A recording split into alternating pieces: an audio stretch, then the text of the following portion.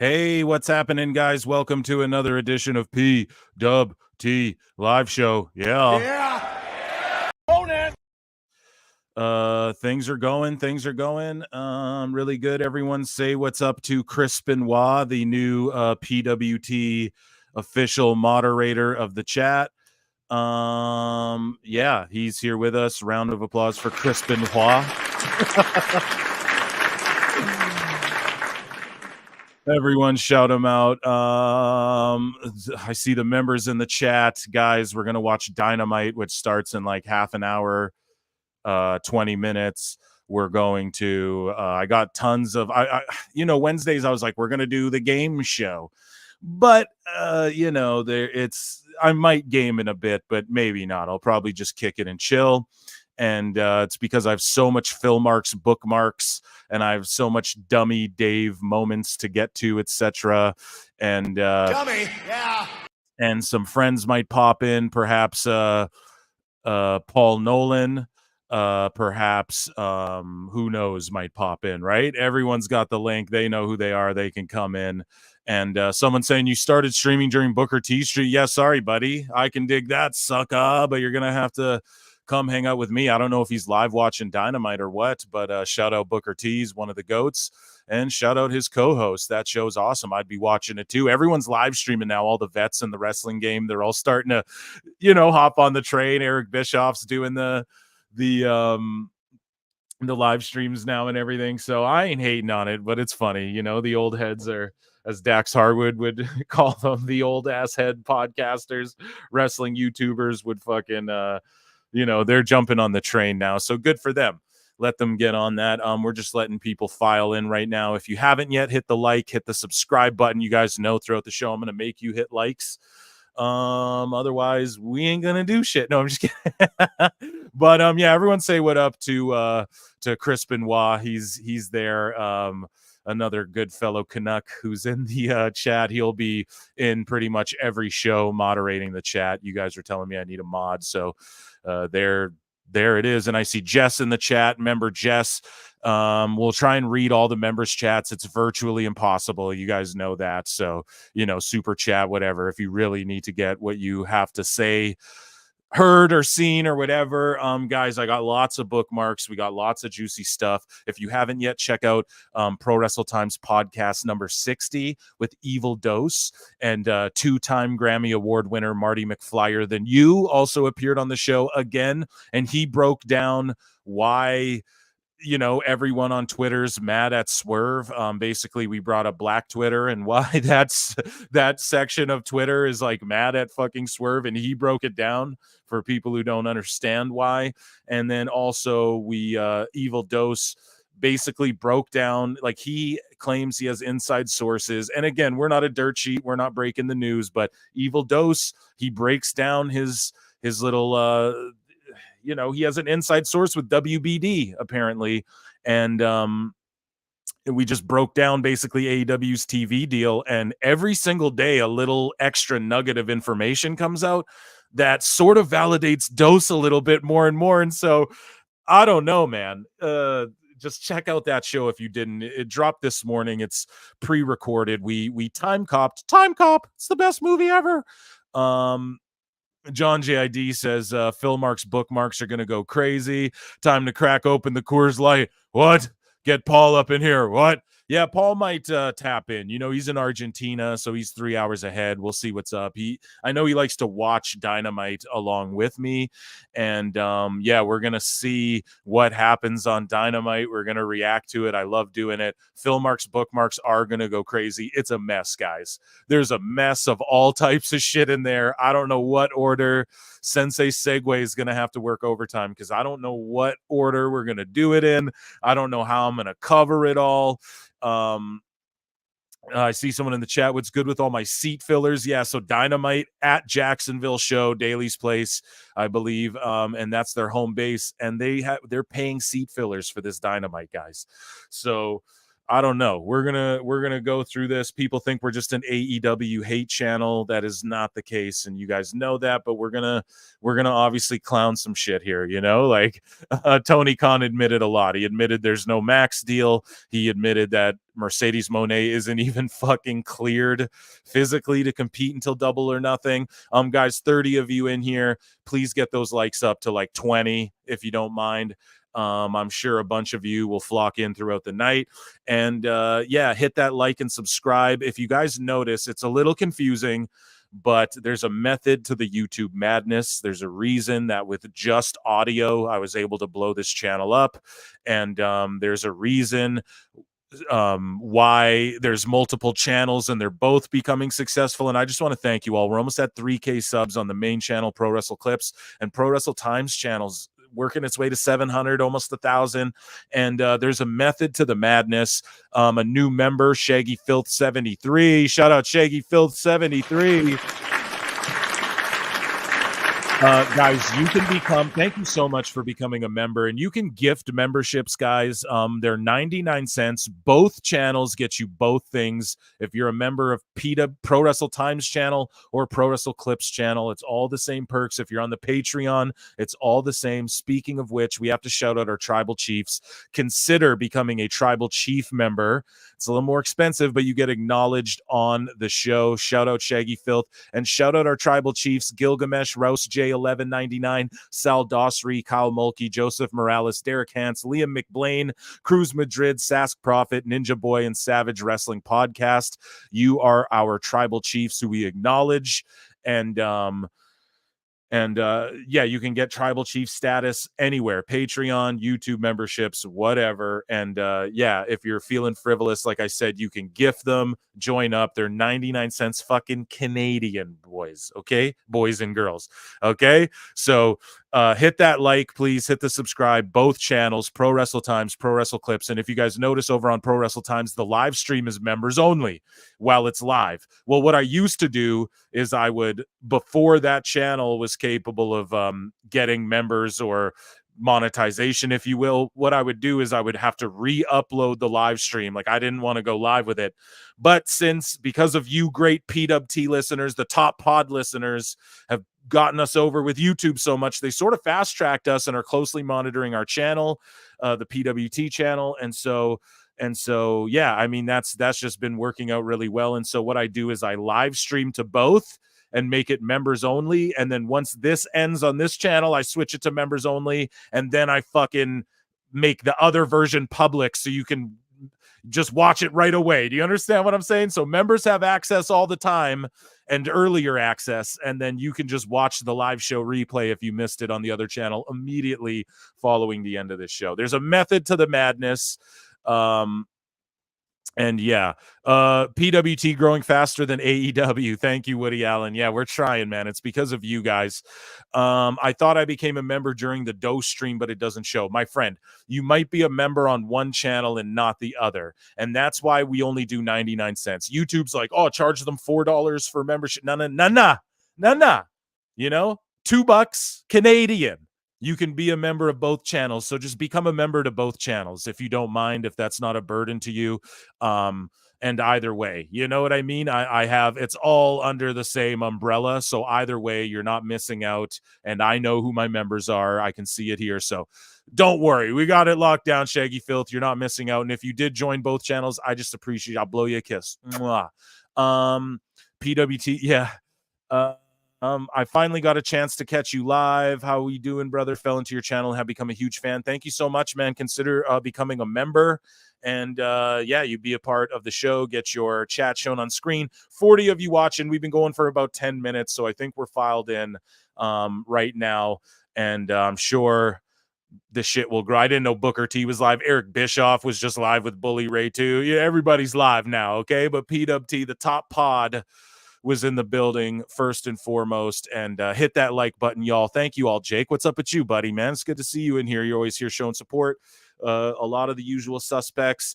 And 46 of you watching. Let's get those likes up to at least 30, at least 35. Don't be stingy. We're at 9 likes, guys. Get us up to 30, and then we will get into Phil Marks bookmarks as we wait for Dynamite to commence.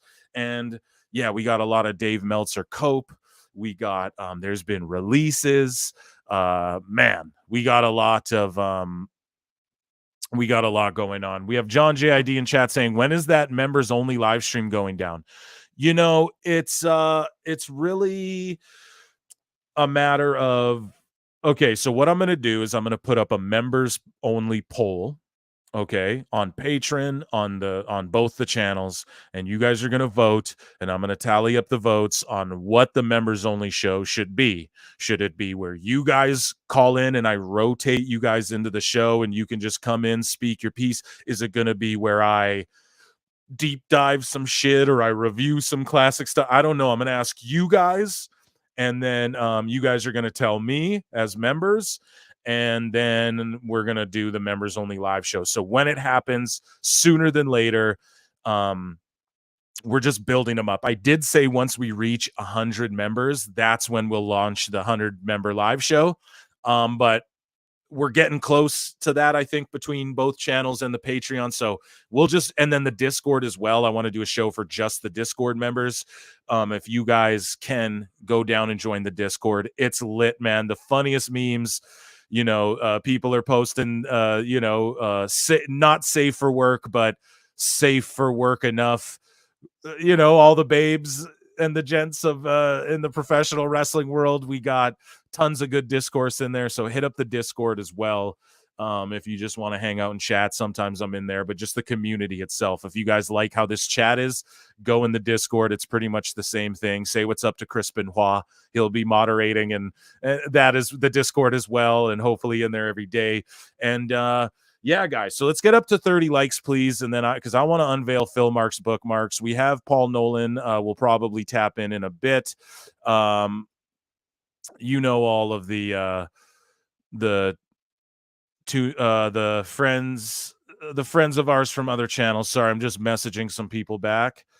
And you never know who might pop in. Maybe Awful Wrestling, whoever. But guys, chat, what did you guys think? Let me talk to you about what did you guys think real quick. We reviewed Dynasty on Pro Wrestle Times podcast episode 60. What's up, Philly Phil? Nothing, man. It's good to see you, Mark A. Hicks II. And I see Avril fan in there. Let go. It's good to see you.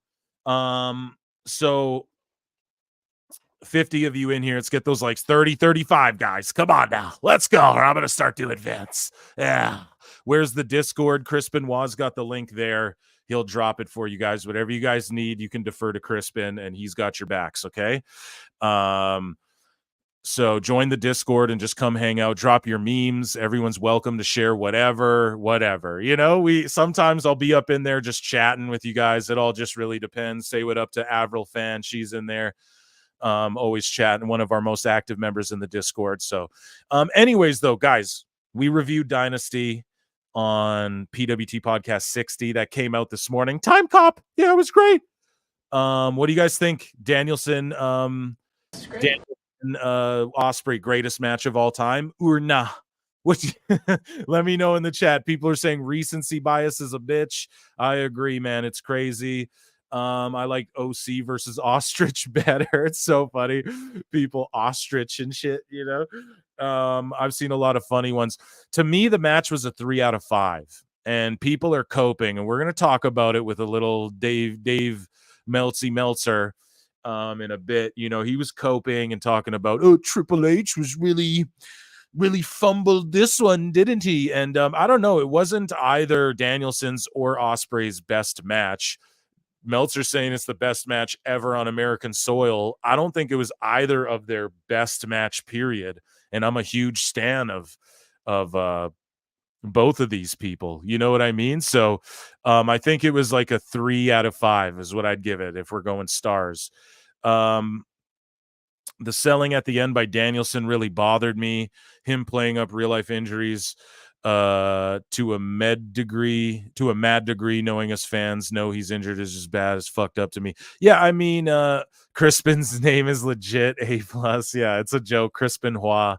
Wrestling Empire. Shout out M. Dickey. That's what he calls Chris Benoit on it. But yeah, Chris Benoit. That's what it is, guys. It's pretty savage. But yeah, so they're obviously working the injury angle, but that doesn't detract from the fact that Danielson was dropped on his head multiple times. Like that happens. So whether you guys want to acknowledge that, whether people want to admit that or not, he was dropped on his head. 60 of you in here. Let's get those likes up. We got to get up to like 50, but you got above 30. So we'll get into film marks, bookmarks, but no Meltzer until we get to 60 likes, guys. So speaking of which, I think I have some Danielson clips from that match potentially saved in my bookmarks. I don't know if I do. I just want to find them before I pull it up here. Yeah, we have a couple here. So we're talking about the match. Let's get into all the Ospreay stuff as we get into Phil Marks bookmarks. And yeah, guys, thanks so much for getting the likes up. We see someone first time watching live. Welcome, and I hope you enjoy. Consider becoming a member. It's 99 cents Canadian, bruv. And yeah, appreciate it. And if you don't, just hit that like. That's all you can do. Hit the like and subscribe, and I'll appreciate that very much, man. It helps so much. You guys, like 2 likes helps the algorithm so fucking much, and especially on these live streams, okay? So it's very important. But yeah, we're talking about Will Ospreay. We're talking about that match.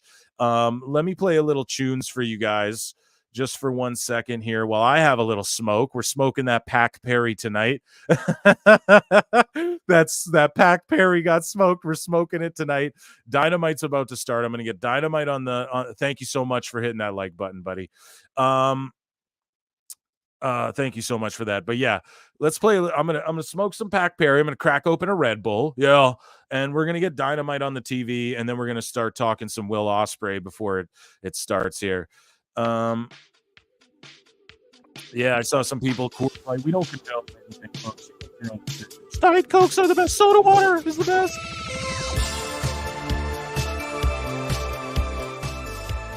And if you haven't yet, just take that time, hit that like, hit that subscribe. I'm sure most of you have. If you're watching me over Booker T, if you're listening to me and watching me over Booker T, you for sure probably subscribe. So top pod listeners in the building. Let's get those likes up. Let's run them up to 40. But yeah, so I also went through the entire Dynasty media scrum with Evil Dose and Marty McFlyer on Pro Wrestle Times podcast 60. So if you want to hear that and what I had to say about that, I mean, you guys can ask me questions in the chat or whatever, but if that's what you want to hear about, you know what I mean? Go listen to that show when you're done this or whatever. So 75 of you in here. Here we go. Numbers jumping up. Yeah, so Dynamite, yeah, we're about to turn it on, and they sold 2 tickets tonight. They're paying for seat fillers. We're going to talk about that, and they're in their home turf. That's like fucking WWE going to MSG and selling 2K tickets and paying people for fucking seat fillers. You know what I mean? That's pretty brutal, man. So guys, let me share this screen as we get into Phil Marks bookmarks. I need some. Paul Nolan's gonna make me something for that. Don't worry, guys. I'm gonna have to listen to my horrible ass shrieking. So here, via at Sitting in Gorilla, Will Ospreay and Danielson went down at AEW Dynasty, and at Sitting in Gorilla, go and give them a follow. I don't even know if I follow them. 81 of you guys in here. Let's get those likes up, man. So I'm gonna follow Sitting in Gorilla. I actually didn't follow them. The match had worse. So this is them talking about the Danielson Ospreay match. The match had worse bumps. Bryan landed on his head off the Hurricane Rana attempt, yet no concern from the ref. Storm Driver was perfect back landing. You can't play off that move when you have worse bumps in the match. Doesn't make sense. Horrible acting by Bryan. So he's just speaking to it being a work, which it is. But let's just watch this, man. And I hope Don Stevens, oh yeah, Don Stevens went hard as shit on PWT 60. like went so hard on it, man. I had to edit out so much of the press conference.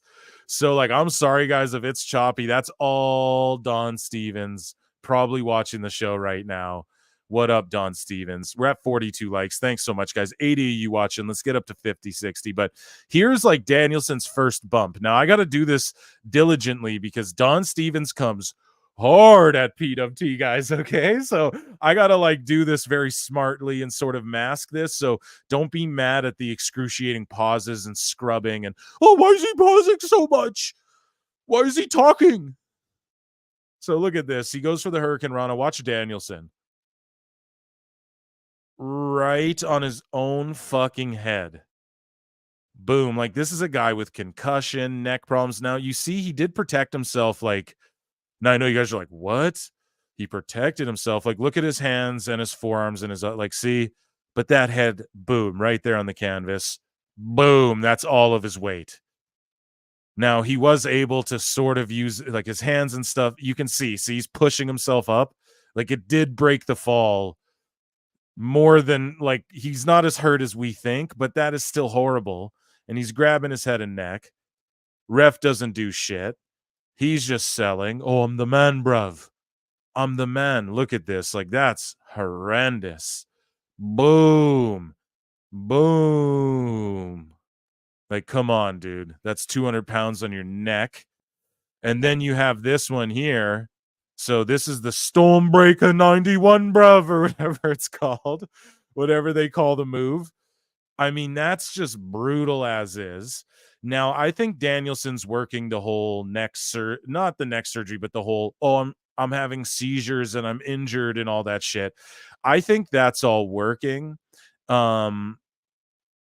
Red Bull and smoke, weird combo. No, it ain't, bro. When you work as much as me, bro, when you're doing as much PWT as me, bro, you gotta stay lively, man. You gotta keep a good vibe going. No, dude. So, you know, they're obviously selling it. The seizure was what it was. It's obviously a work. And it's just to retire this move, or like when he breaks it out, it's like, oh my God, he just broke out this move that he said he'd never break out. So I like that. But at the same token, when you're dealing with a guy like Danielson, man, it's like he's an injured motherfucker. He gets hurt, you know, like he's not, I don't know. He just doesn't need to be doing this, man, but he does it for the love of wrestling. Like Danielson cut a promo. My heaven isn't virgins and a yellow brick road. It's me dying and bleeding in the ring here tonight. Blah, blah, blah, blah. And so, I don't know, dude. This one was brutal too. I think they're just working. Boom. But that's like brutal. Any man like who lands like that is rank. And then the whole storyline is that you're the best bruv. I'm the best bruv. We're all the best bruvs in the world at wrestling. But my ring IQ is so poor that when the ref steps in for a doctor stoppage, I just don't see it. And I just run past the ref and hidden blade the fucking guy who I just murked, and then I pinned him out, and then he seized out. It's just like, if you're the best in the world, like, where's your ring awareness? Like, you didn't notice what the ref was doing. You didn't notice the guy needed a doctor, but you're the best in the world at what? Doing moves and flips, you know? Like, I love Osprey, but it's just the same goddamn thing all the time with these people. Like, oh, it's the best wrestling, bro. But like, where, how, in what way? Because you did athletic stuff. Like Tony sitting there. Yeah, it was my favorite. You know, it's stressful. And so I hope Danielson's okay. I'm praying for the best. The match wasn't the greatest match of all time or any of this type of shit. I'm not playing any of the press conference bruvs because I will get fucking flagged, and I don't want this live stream. We already got a warning on the first ever live stream, so we're not doing all that. But Osprey elevated. Shut up, Excalibur. Into the rope. Yeah, especially the vault. I was like, holy jeepers, man. See that? Don Stevens is like controlling my comp and wants me to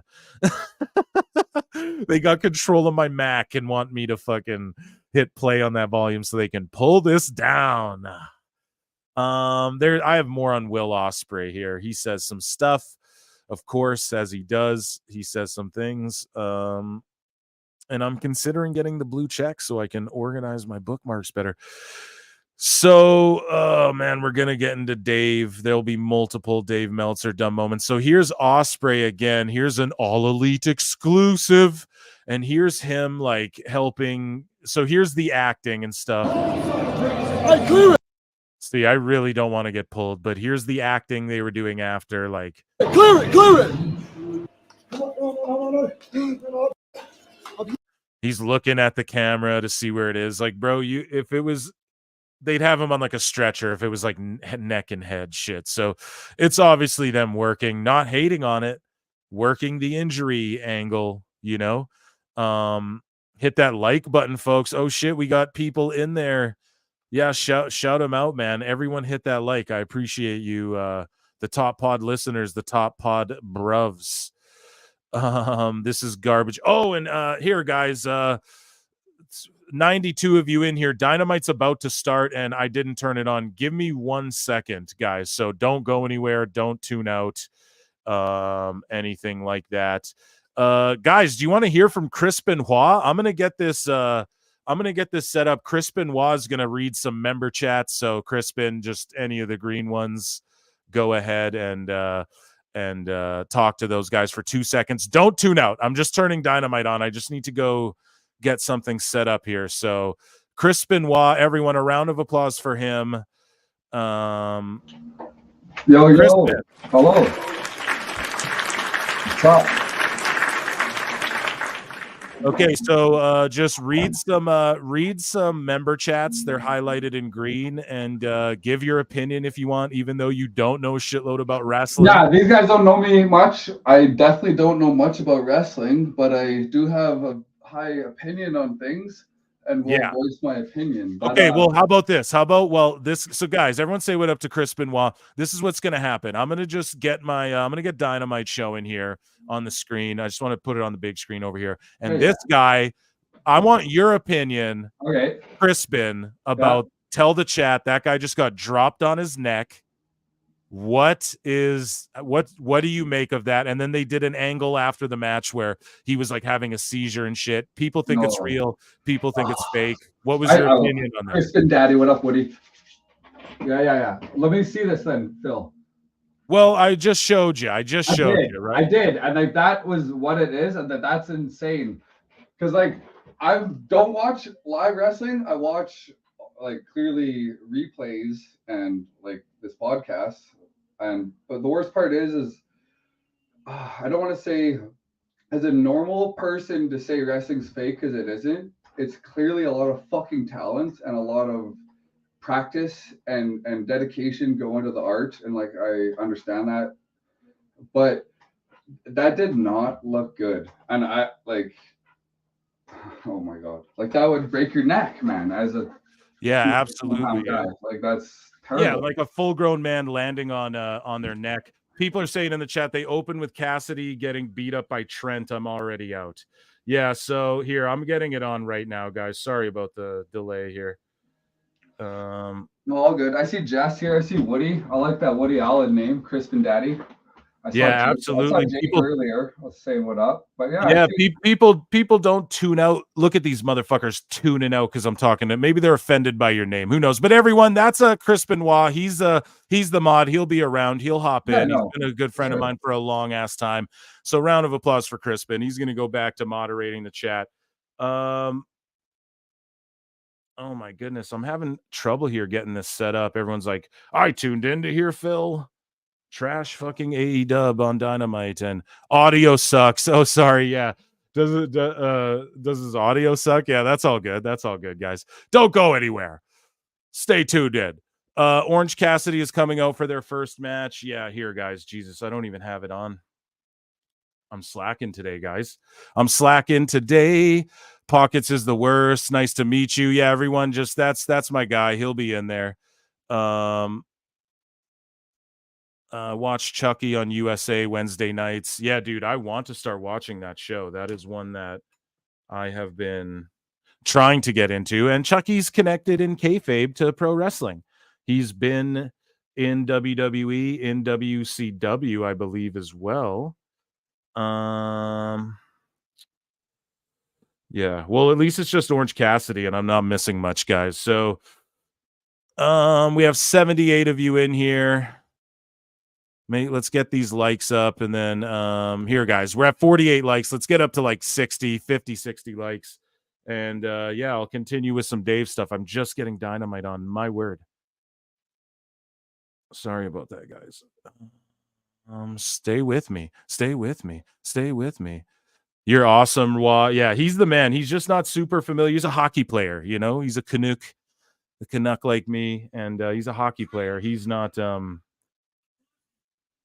but like if he's chilling with me and I put wrestling on, the dude's in. You know what I mean? Okay, the best friends are telling that each other that they love each other, and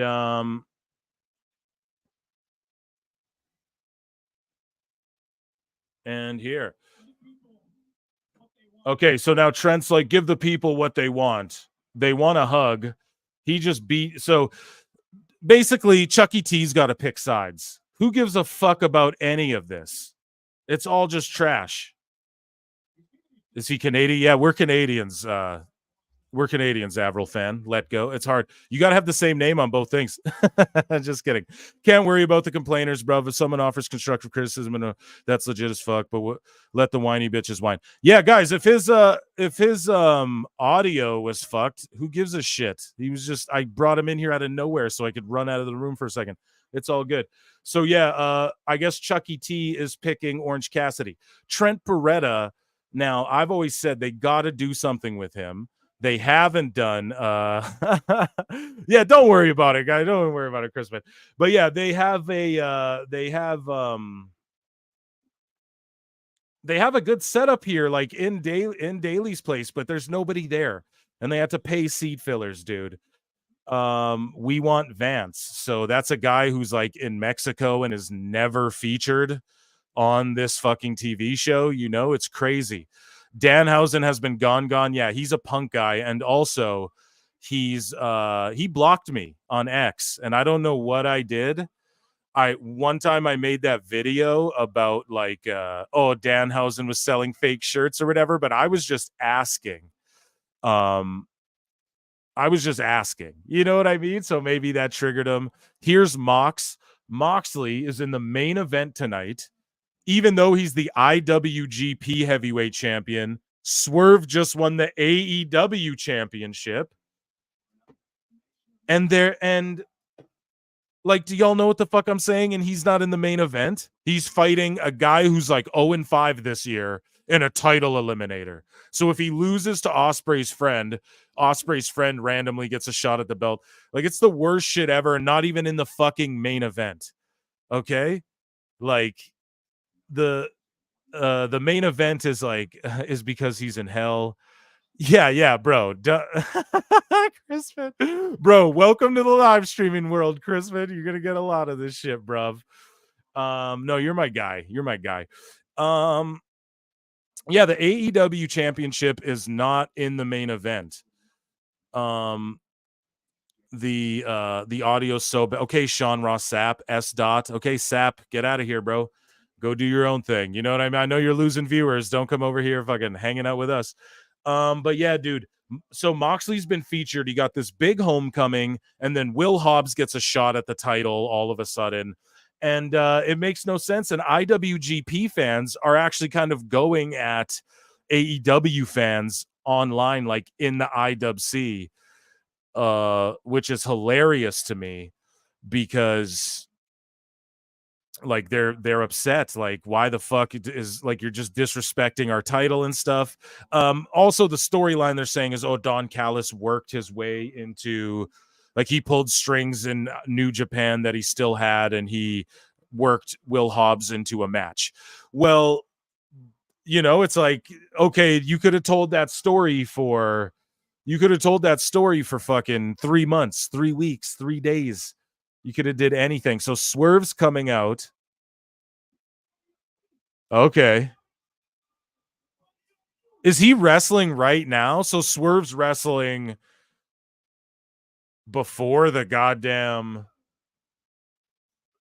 Bro, if he's wrestling right now, doesn't get an opening promo, doesn't get a homecoming like Moxley had, isn't in the main event. but Moxley is with the New Japan belt. Like, Tony values other companies more than his own company. That's the problem. S. I'm talking about Dynamite. If I'm not, bro, I love you. Here, you're not a member, but I'm going to show you because you have a super swaggy profile pic too from Doug. And I'm talking about Dynamite, not the live stream. Bro, I did not mean to roast you and go hard. I was just talking shit. And yeah, don't ever we're joking here. We're out SNL. I love you, buddy. Thank you for being here. And I appreciate you so much. Big Swole was right. I don't know what that means. That Tony smokes her weed. Yes, Swerve should be the first black AEW champion. It's historical. He should have got that homecoming segment. Oh, they gave it to Mox, who won a Japanese company's world title. Who gives a fuck? That's so stupid.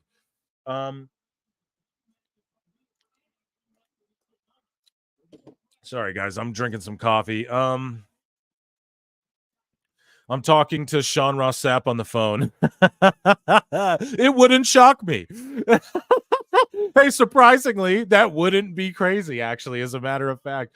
So this guy here is 5-0. This isn't Will Ospreay, by the way. This is his like partner, Kyle Fletcher or whatever. And he's like 5-0. I'm going to play you guys a Kyle Fletcher clip right now in Phil Mark's bookmarks. This is him and his girlfriend in I don't know, at Eden Gregory. He listens to the show. Shout him out. And here is Sky Blue, and this is the guy who's about to wrestle right now on Dynamite. And this is what they do. Just some shitty Poison Rana. Will Ospreay's the ref of this match, actually. And that's his girl he's wrestling with, but look at this shit. Like just some trash. It's just trash. Like, now obviously they're doing this on a little indie, working on their craft. That's fine. And like they're doing intergender shit, whatever. But like, this guy's just a miniature Ospreay, like to a T, and it's his partner. And it's like, this guy's like 0-5. And if he beats Swerve, who's the new champion, it's a title eliminator. He gets a shot at the title. It's just so fucking stupid. These title eliminators are bullshit, garbage, trash, obvious garbage booking. And like, Swerve is just a transitional champion from now until Wembley. And then they're just going to put the title on Ospreay at Wembley. Like, they're not making a big deal out of this at all. Furthermore, Tony Khan should have pulled the fucking trigger on Swerve like a month or two ago. God damn it. It's just so bad. And the sound quality of AEW is horrible. We were taking personal offense to that. Dummy. Yeah. Hey, PWT, the top pod, man. Don't ever fucking don't ever question it. We know what we're doing is great over here. So yeah, I don't know. Fletch and his girl there doing some flips on an indie. So yeah, they're gonna have this match. I don't want to like shit on it and be like, I'm disinterested, but we already know what the fuck's gonna happen. And we got a couple more Phil Marks bookmarks to get to while we're on the topic of Ospreay and all that. So I want to save some of these. So here, okay, we have Dave Meltzer Dummy of the Week. I'm gonna save them. Let me just see if I have any more Ospreay shit for a minute. So here's what I had to say about Dynasty as well that I didn't bring up. I said Jack Perry botched the timing of his interference like a goober, but he got a huge pop, man. He is over with this audience, whether you love him or hate him, and that's the point of wrestling, to feel something. Let's see if it translates to viewership, ticket sales, pay-per-view buys, etc. So far it hasn't, but that's your boy at Pro Wrestle Times. That is me being optimistic and, just being optimistic. I guess that's the right word. Earlier as well in the show, I showed you guys, or I talked to you about Evil Dose and the TV deal. And yeah, this clip, I can't play it from the press conference, but this is just to tack onto that. Tony Khan indirectly admits Max streaming deal is not happening. And Yeah, Tony Khan said he won't rule out taking AEW TV shows to streaming, but thinks pro wrestling on TNT and TBS is essential and would like to continue that American tradition. I think that's cool, man. That Tony Khan says and thinks like that. But yeah, the Max deal, that's not a real life thing that's ever happening, folks. I'm sorry to tell you. 82 of you watching now. Thanks for coming back. They all bailed out for Crispin. They're like, who the fuck is this guy? We came to hear Phil Marks mark out. We're at 51 likes. My word, you guys are crushing it. We're at 84 watching, though. Let's get up to 60 or 70, guys. Please just take a second to hit that like button. I appreciate it so much. Let's look at what's going on here. Phil Marks, bookmarks. What else do I got? I'm going to save some of these here because I do believe I have some people joining. And if not, it doesn't matter because I will get to all these. But look at all of these bookmarks I got. I got the shits popping tonight, son. But we're just watching this opening match. I'm going to give the world champion his due. So I'm going to just stop sharing for a second.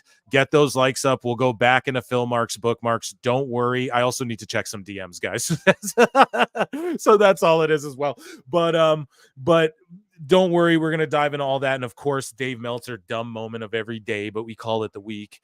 And everyone's fun and favorite segments and things to do are coming up. 89 of you in here. Let's get those likes up. And I'm just checking some DMs. Just chatting with Marvin right now off Marvin Movie Monster. He may pop in. You guys never know what goes down here on Pro Wrestle Times. The IWC, the link gets thrown out and the door is always open, even for the haters. So I was telling WWE Real One. Chat, are you guys familiar with WWE Real One on X, on Twitter? If you guys are there. So he basically, he's sweating bullets and he's doing like the extra engagement farming because, you know, Elon Musk said we're fucking, you know, we are getting rid of the guys. Benoit's trending right now. Crispin, what did you do? No, I'm just kidding. You go on X, Benoit's trending right now. What was I just talking about? Yeah, I do. I need a fight with him. LOL. No. We're not. No physical violence. Real One's burner. Yeah. So Real One and I, like, he won't block me. I won't block him because he knows I hit home with him, right? The truth hurts, and I tell him shit, and he knows it's true. And I've invited him on the show, and I'm like, this isn't a gotcha, and he won't do it. And I'm like, come on here and stand on business and state your shit, and I'll just discuss it. We don't even need to debate. We can just like talk about it and figure it out. But I just truly believe he's a burner of someone prominent, or he's like a paid engagement, like what these big companies do. Like, this is why Tony Khan's all like, oh, bots and shit, because he does this. What these big companies and franchises do is they pay like real people to operate accounts, and like Stan She-Hulk or MCU or Warner Bros. Or whatever, football teams, whatever, they all do this. I'm sure WWE people do it too. But he's one of those accounts, or he's just literally just engagement farming. Like, he just knows how to trigger marks and get people like me to respond, and et cetera, et cetera, et cetera. So I want him on here badly. I just want him to stand on business and for us to go, hey, like, just say what you're saying, you know. But what I think it is, and I called him out, and he won't respond to this, of course, because he's like, what do I, because he was crying. He's like, oh man, I constantly get attacked for being an engagement account, blah blah blah blah blah. And I go, well, come on the podcast and clear your name. And then he's like, LOL, clear my name? How is it clearing? What is there to clear? And I'm like, bruv, you're literally crying up right now about being accused of being an engagement account. And that's what you are. I was like, you either lack self-awareness or you're just being disingenuous. And what I think it is, yeah, Elon's like, because he's being real flagrant lately. And I think what's happening is Elon's like, we're cracking down on the engagement accounts. And I think he's just going hard, like squeezing every last nickel, because, you know, everyone's going to report him for that shit. When that comes to fruition, you know, everybody's reporting WWE Real One and going, tagging Elon and going, yo, this guy's the word, get him out of here, blah, blah, blah, blah. So I could see that being as well why he's ramping it up. AEW on PBS. Yeah, Defa Page Shell. So yeah, guys, 88 of you watching or 90 of you watching, we're fluctuating. Let's get up to 60 likes, guys. We're at 55 right now. 5 of you in here. Go and hit that like button. And yeah, here I'm just messaging, and then we're gonna come on the show. We got Marty McFlyer might pop in as well. And I'm just getting in the D. I know you guys like all the guests and everyone I can bring. I like to just ramble alone sometimes too, and I appreciate everyone who's here right now listening to that. Of course, we're all on different times. And yeah, absolutely, Paul Nolan's going to be in here in a bit, guys. So the wise man of PWT. Now we have, I like to bundle up the Dave stuff for the end. But we do have a lot of talks of, who's signing with AEW, who's staying with WWE. There's releases in both companies, guys. Let's get up to the 60 like mark, and then we're going to jump back into, we're at 61. So let's go back into Phil Marks, bookmarks, because you guys earned it and you're the shit. So John JID with a $2 super chat. Powerhouse Hobbs getting choked out once again tonight. Thank you for the super chat. John JID, is he getting choked out tonight? Oh, see, they have Tony Khan, guys. Tony, oh my God, Tony Khan is on screen with Jack Perry. So Tony Khan's on screen with Jack Perry. Jack Perry's see how WWE that was in the middle of the wrestling match. What did they do? They show Jack Perry going into Tony Khan's office, and Tony Khan's on screen, and Jack Perry's gonna discuss a deal with him. And oh my God, if that shit, like if the Jack Perry stuff doesn't translate into ratings and shit, they completely fucking botched everything. Powerhouse Hobbs getting choked out tonight once again. Yeah, he's gonna get beat, and it's disrespectful to the IWGP Championship. But at the same time, like, it just doesn't get Will Hobbs over at all. Tony Khan is literally Vince. Yes, he's literally becoming Tony McKhan. This guy's taking the new AEW champion to the limit. Swerve does this fucking Osprey thing where he keeps hitting too many fucking finishers. It's like, stop hitting all your goddamn finishers, man. What I want to do quickly though is I just it's like, stop stomping, like, get a new finisher that it's super protected. Like, if I'm a pro wrestler, no one's kicking out of my shit ever. Do you know what I mean? Like, ever, no one's kicking out of my shit. And I'm being greedy about it. So let me just check here. We're going to get back into the bookmarks, guys. Don't worry. I'm just sort of distracted by this match. We have a reverse ankle lock.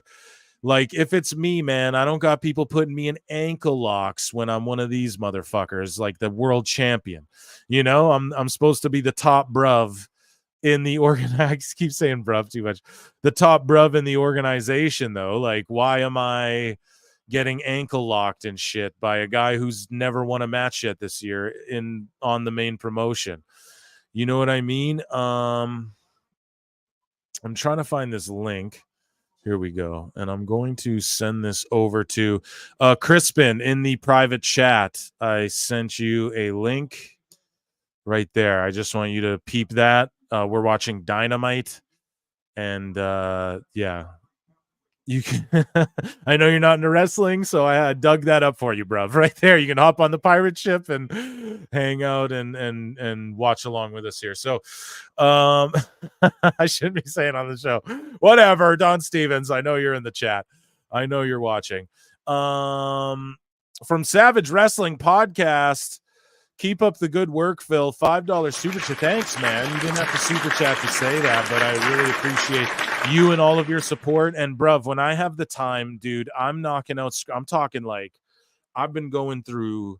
Oh my God, I've had so many scripts come through my fucking desk I've been working, man, and then I'm cranking out content for the channel because I got to.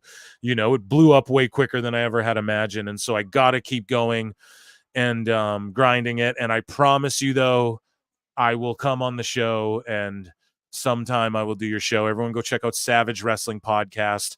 PWT inspired them. Jim Cornette inspired them. So if you like this show and I inspired him, I'm sure you guys will like it. And I'll definitely be there sometime soon. And I just appreciate you very much, man, you're always here. You're always on the DMs. And everyone, thank you so much, Savage Wrestling Podcast. You're the shit. And yeah, anyone in the DMs too, like if I don't get back to your message or if I read them and keep going, I'm so sorry, but I'm fucking busy, you know what I mean? And it's never personal. It's just bruv is bookmarking shit and quickly putting my thoughts out there and plugging the show. And you guys already know that. A spinning tombstone on the champion and a kick out from the spinning tombstone there. And Crispin behind the scenes, if you need me to let you know how to navigate that site or anything, just let me know in the private chat. Anytime, Phil, take your time, man. Yeah, bruv, it's gonna happen. Don't worry. Well, they fucked that. Derek Hantz, man, it's great to see you, buddy. You too, man. All of you guys. 64 likes. Let's get this to 69. Yeah, Avril, let go. You got a dirty mind. If you want to see her dirty mind, you go to the Discord, and she's thirsting over guys and gals in there quite often. But yes, get those likes up. Hopefully past 69. Let's get to 70 with 86 of you in here. So 86, that's another number, or no, sorry, 68, I guess is the dummy fucking it all up. Dummy, yeah. So yeah, it's just this match has gone on too long already. Who agrees with me? Who agrees? Gone on too long already. Okay, I want to bring up some. Yeah, so I got Real One in here as well. I want to save all the Dave stuff. Oh man, and he kicked out from what was that? Like they're Swerve's just burying his finishes, man. So he beats Joe with a swerve stomp, but he can't beat Kyle Fletcher with a fucking swerve stomp. Like, get out of here. We were gonna talk about contracts and everything like that. Here's the other thing that drives me nuts. Aubrey Edwards and Bryce Remsburg both do this fucking thing where they leap in the air and they're like 10 feet in the air. 1, 2, especially Bryce Remsburg, and they just leap in, and it's like, man, call the fucking match. Like, Jesus Christ. Stop trying to get your own stuff over, dude. Completely crazy. So we're gonna talk about free agents and people who've been released and da da da da da da da. Yeah, we're gonna get into some more Phil Marks bookmarks. We're gonna talk about the draft. These bookmarks are on fire. We're just watching Dynamite though right now, guys. Excuse me. So make sure you hit the like. 2,244 people there. They had to pay seat fillers though, so they paid people to be in the show, dude. So it's just, who cares? It's more like 1,000. That's what I call it. Thunder Rosa so she's on screen, lost to Toni Storm at Dynasty. What comes of her after, you know? Even if you hear crowd pops, if they're behind the scenes, there's someone going, cheer, now we cheer, because they paid people. There was also on X, I didn't bookmark it, but there was like influencers like, I got 50 tickets to give away for the chat. You guys are so savage.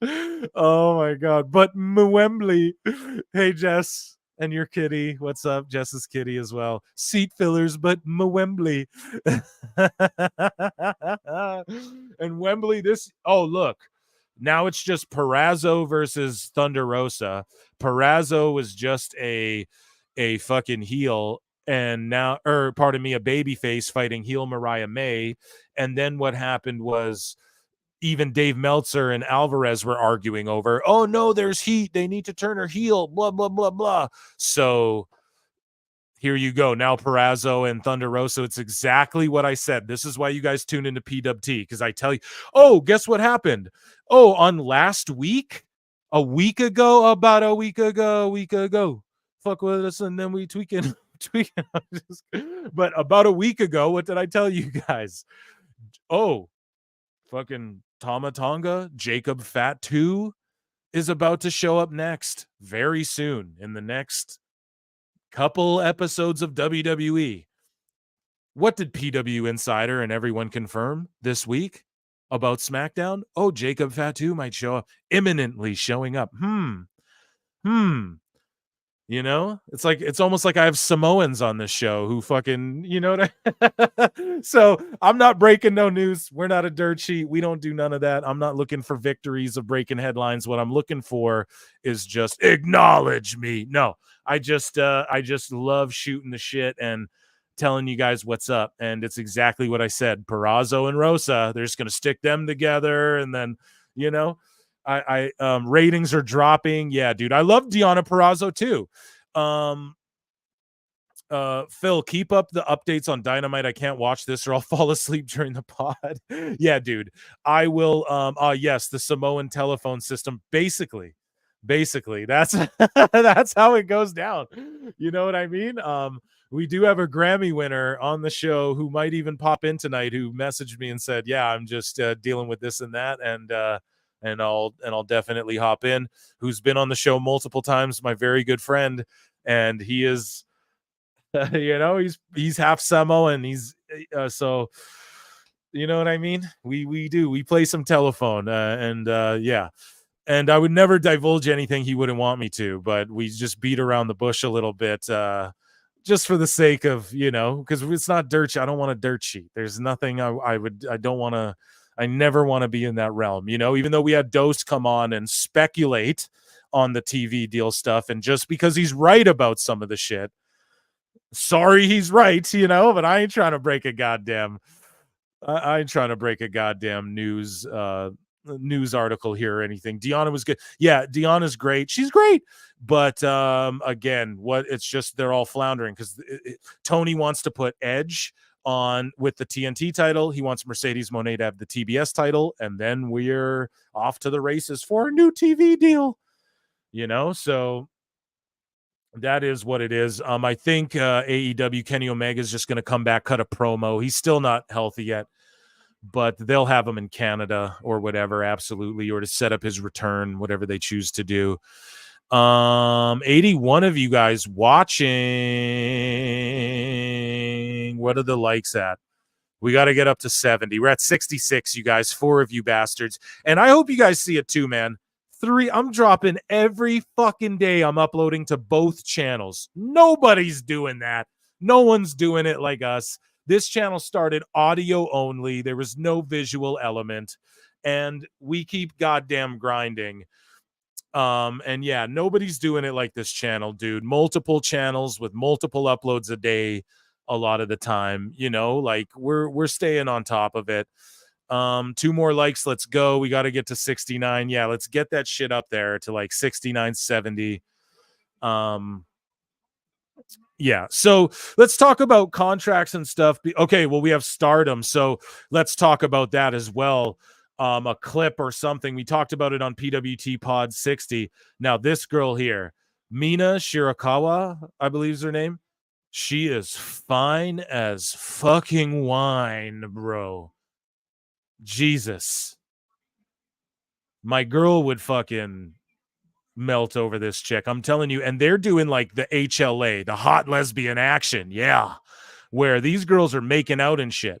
Now, Rossi Ogawa, look at this. They're going to show they're making, yeah, hot lesbian action. Yeah. It's the attitude. We bringing attitude back. We're bringing attitude back to the wrestling world. This is real pro wrestling. Yeah. You gotta go out there and make out. And then we're going to have a pillow fight. Introducing and then John Moxley's going to get a homecoming for winning the Divas title. Get me a con on the phone. What, that wasn't the Divas title? My God. Get me a private plane in a hotel room.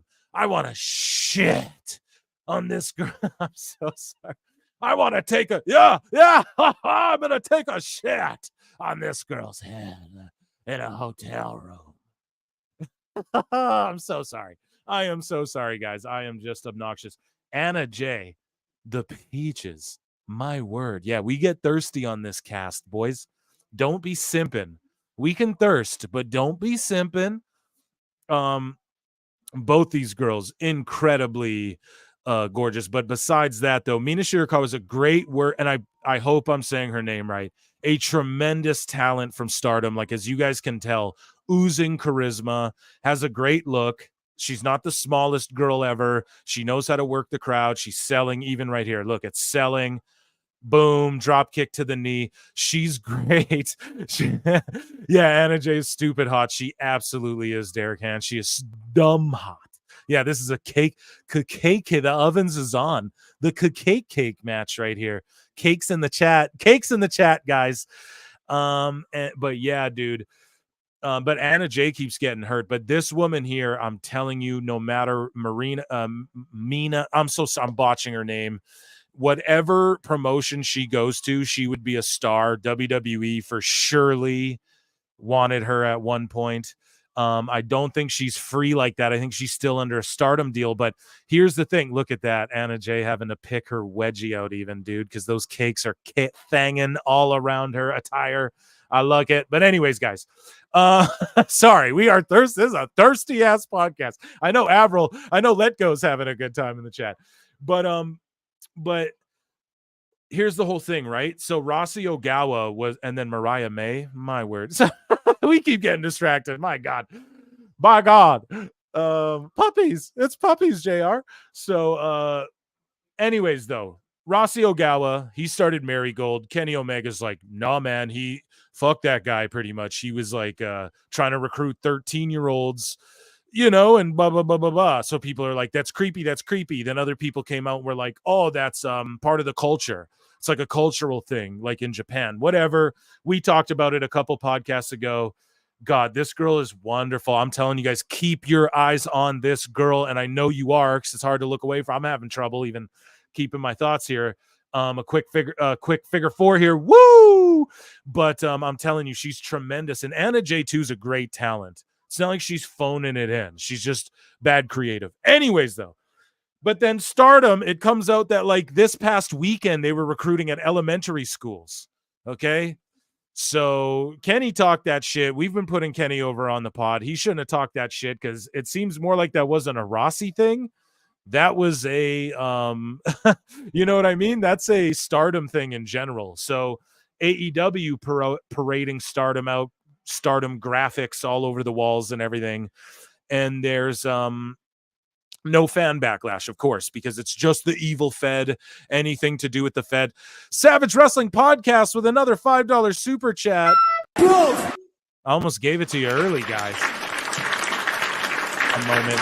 At least you're doing your grind unlike someone. Oh, shit. Is that a fucking... oh, bruv. Oh, my goodness. Savage Wrestling, truly savage. But yeah, man, I embrace the grind. I don't run from the grind. Yeah, video editors, hit me up, prowrestletimes@gmail.com. I need some people to start doing some shit for me for real, because I'm one of these weird dudes, man. I'll get 4 or 5 hours sleep and then get up and go. And I'm not like on Adderalls and shit. You know what I mean? Like I would tell y'all if I was, but I just drink coffee. I drink too much caffeine, to the point where I'll get a fucking anxiety attack sometimes out of nowhere because I drink too much in a day sometimes, where I'll, and then, yeah, and I just try and stay very hydrated. That's the key thing, guys, is just water. Yeah. So, and thank you so much, Savage Wrestling. And you're on your grind too, buddy. I see you're posting your lives, you're DMing me shit. And sometimes, yeah, I just appreciate you very much, man. And sometimes the shit you DM too, I glance at it and then I bookmark it, or it's, or I check that out and I go, okay. And I appreciate everyone on X at Pro Wrestle Times. If you're following me, go follow me on X. And if you're not already, and I just appreciate everyone who's like tagging me and shit now. It's helpful for the show. That's time saving as well. But I'm not complaining. Was that a flute remix, bruv? Yeah, Jess, I almost accidentally unleashed the flute, and I'm saving that, right? That's the big payoff of the show. That's what everyone tunes in for. But I accidentally hot-shotted myself. We're going to get into Phil Mark's bookmarks here. This ladies match is hard to look away from, guys. So 69 likes. Let's fucking go. um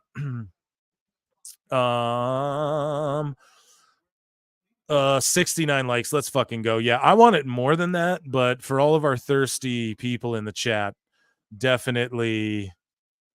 Okay, guys, like it up. We're at 86 watching, 90. We're fluctuating. We're tickling 100 at times. Let's get up to like 70, 80 likes, please and thank you.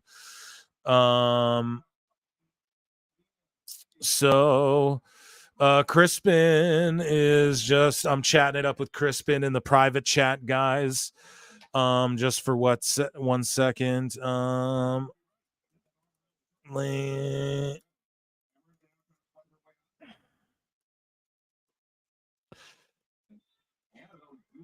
The live I'm here, guys, don't worry. I'm just helping out Crispin behind the scenes.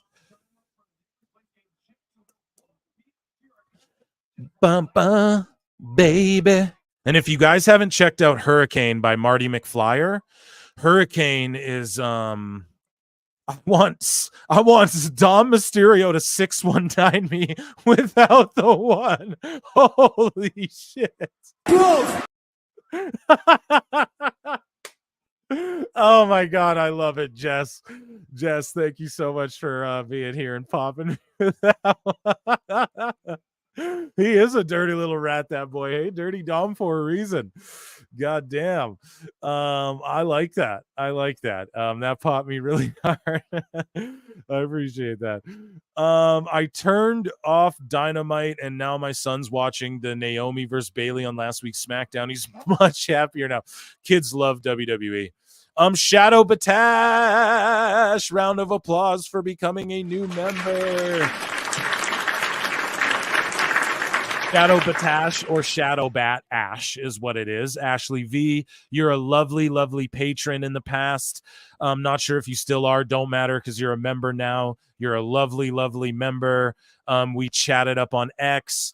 Maybe you'll pop on the show sometime as well to chat up some wrestling because you know your shit and you're in the Discord. I just appreciate you. You're always showing love and you're a new member. Welcome. I thought you were already one, but it don't matter. You're here now once again. And thank you so much for just hanging out. I want Austin Theory. Okay, now the ladies in the chat are just talking about who they want to 69 them. So we got fucking, yeah, nice. Yeah, I don't know. There you go. So I want Austin Theory to 69 me. Girls, ladies in the chat, you guys work out who you want to 69 and we'll yeah, dude, they're not. Listen, this Mina girl's pretty good. I put this more on Anna J. She doesn't wrestle all the time, Derek Hance. She does not wrestle all the time. Like, she's part-time and she gets injured a lot. And that's because they put her in like hardcore matches where if you go and watch on the Pro Wrestle Clips channel, I EFAP'd it on my own live show with Marv the Movie Monster before. And it's 10 minutes of Tony Khan where we react to, you know, like Anna J at one point gets power bombed off the stage through a table and Tony Khan just makes a face like, ooh, you know, like he's just like, ooh, that was bad. It's just so funny. But this match went on way too long. The common problem in AEW is that the matches go on far too long. Okay, there we go. A roll up. Tried to keep her strong. Whatever happened, I don't know. This Mina girl, though, Mira, she's really good, though. Trust me. Like, just keep an eye on her over time. But I guess it's all about the creative. And then they're going to pop bubbly and make out, guys. So, like, don't tune out of the show right now. Okay? If you tuned out, whip it back on. Whoever said they tuned out. All the thirsty girls in the chat, if you also like ladies, they're about to pop some bubbly and start making out. So, everybody, this is turn. Have you guys heard about that, like, hentai? All the wrestling community people were going, oh, Anna J breaks it up. Oh, maybe they'll three-way HLA. No, but there's like some hentai thing on Twitter, like a Twitter space where they're in there like, like doing all that stuff.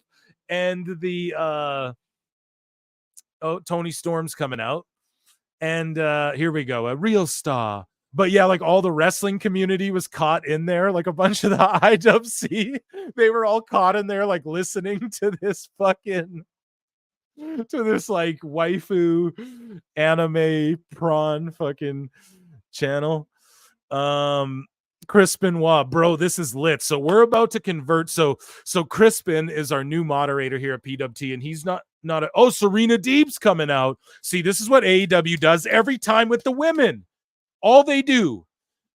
Woman gets attacked, woman runs out and saves her. Woman gets attacked, woman runs out and saves her. Woman comes out and says, I want a title shot. Woman debuts. Woman's attacked, woman debuts, woman whatever. But Chris Benoit, our new mod here at PWT, you'll be hearing and seeing more from him, and this is why he's beautiful for the show. And you all want to tune out when Chris Benoit's on? Now fuck that, because we're converting him to a pro wrestling fan during the WWE boom. Now, Crispin, I want you to tell us, maybe next live, whatever, I want you to tell us what you like about AEW. But on live stream, like, mostly we get called AEW haters, so this would be like a hate watch show.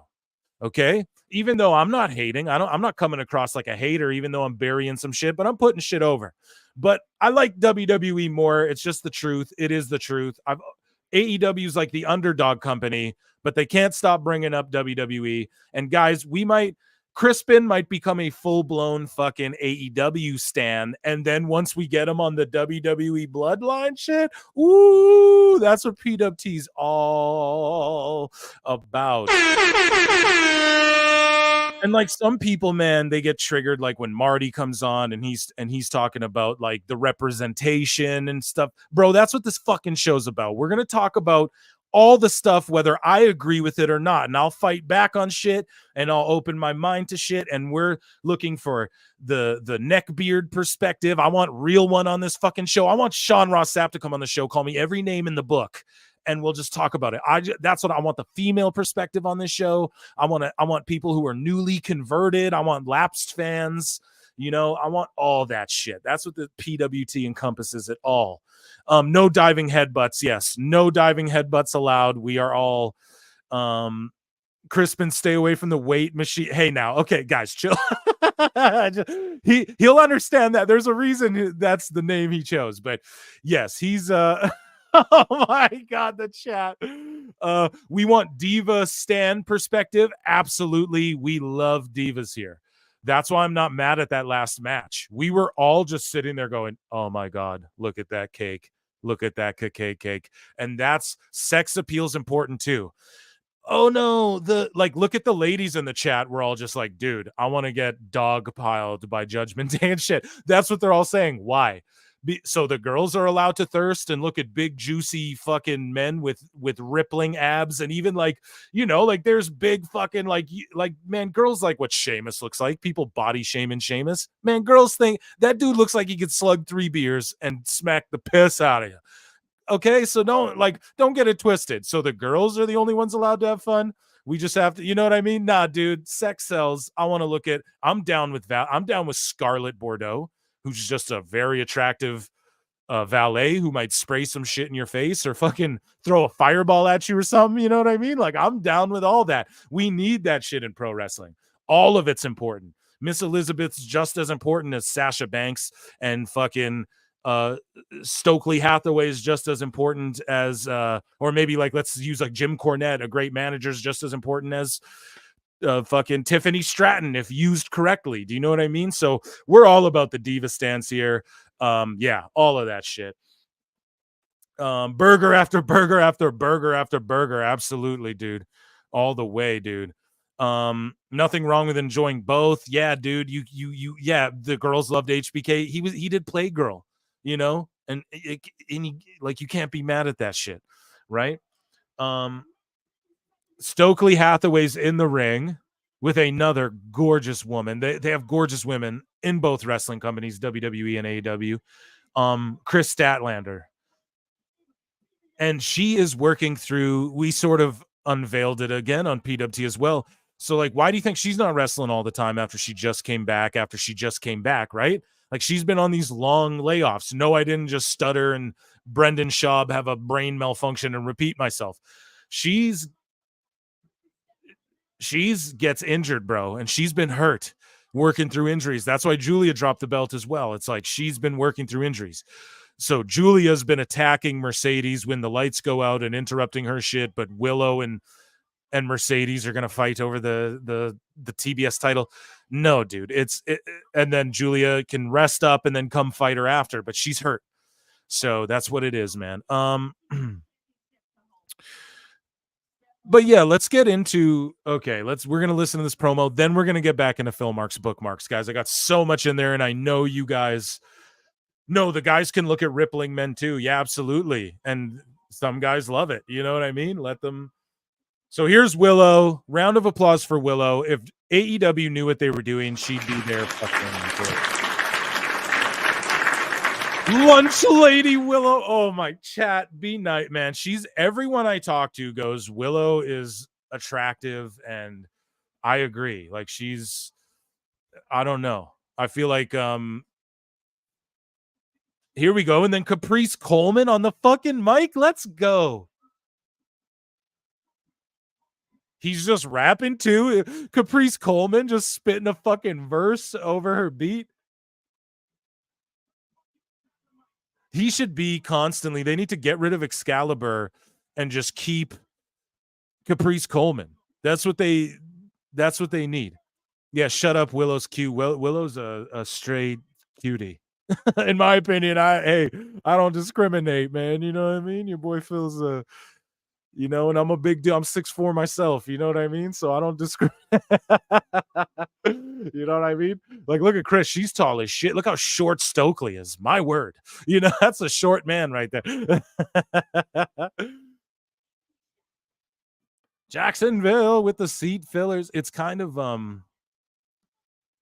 yeah, their audio is bad, but they're outdoors as well. You got to remember that. So Crispin, I know you're a sport guy, and for all my sports fans, Jacksonville. So the people who own this company, AEW, own the Jacksonville Jaguars. And this is Daly's place. They're actually right next to the Jaguars field with this ring set up here, just for Crispin Waugh and anyone here. So this is their home turf, but they had to pay people to be in attendance. Ooh, and the Jacksonville Jaguars, they get criticized for tarping off sections as well. To me, it's crazy that Swerve came out and got taken to the limit by a guy who hasn't won yet this year, and then Willow gets a homecoming for the TBS title so that Mercedes can come out and not wrestle again. What the fuck, guys? Chat, Mercedes Moné. What do you think about Mercedes Moné?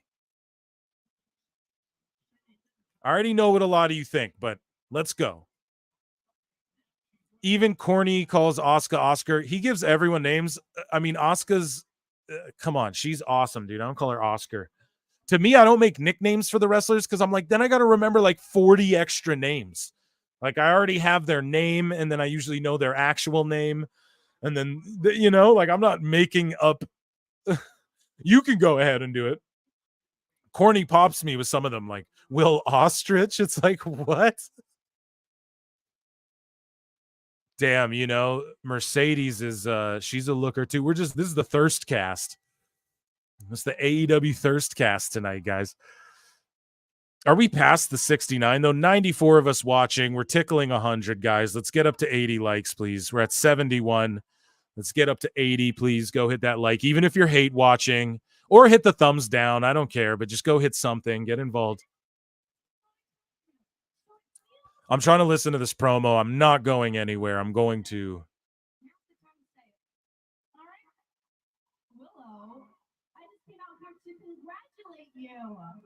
She just seems like she's so WWE. Mercedes is. And when they bring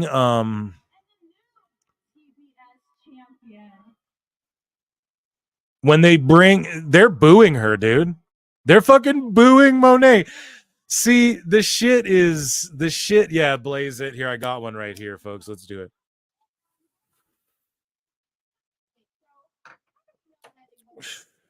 So, like with Mercedes, in Minecraft, we're smoking, blazing it, by the ways, guys. Not in real life. But Mercedes is so WWE.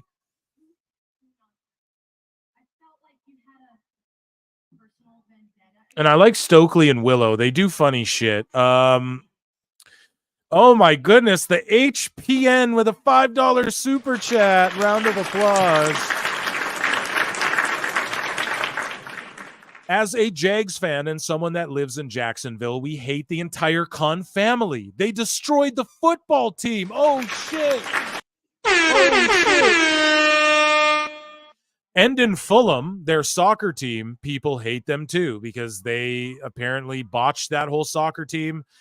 What's the guy's name? Trevor Lawrence, the quarterback, I believe's his name. I don't think lived up to the hype. He was a big draft pick prospect or whatever, right? And yeah, apparently just there, like apparently people say, oh, they gotta go to like London to sell tickets, and yeah, it's, I don't know. I definitely it's just bad business management, you know. It's just poor. I don't have faith that Tony Khan is a good businessman or creative at all whatsoever. So thank you so much for the $5 super chat. And yeah, as a resident of Jax, we hate the Khan family. That's why they have to pay people to be here. And I'm sorry you guys hate them. Hate is a strong word, but sports talk, I don't know nothing. Yeah, I mean, we're just chilling, talking Tony Khan talk, baby. That's all that's going on here. If you like to laugh about Tony Khan, we're gonna get into free agent talk. We're going into Phil Marks bookmarks where it gets nice and juicy. I don't know if I posted the live stream in the Discord. I hope you guys joined the Discord. A lot of you were getting hype about that, so I don't know. Yeah, like, what do you guys think, Chad? It's a good idea to put the belt on, because they're clearly going to put it on Mercedes. Like, why? Because he's trying to lock down a TV deal. Look, we have Edge as the TNT champion, and Mercedes is the TBS champion, and then hopefully we don't end up on True TV. You know what I mean? Oh shit, they're scrapping.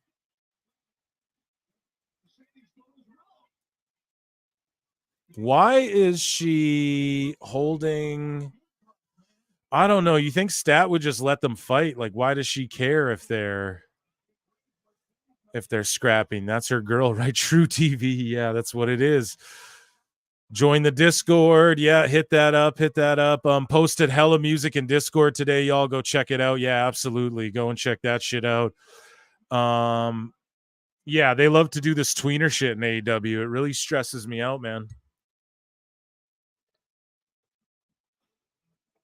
Tony Khan, Jack Perry, guys.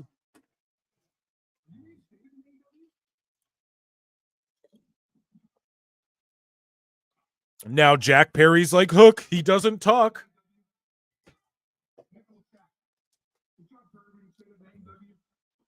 This is so cringe.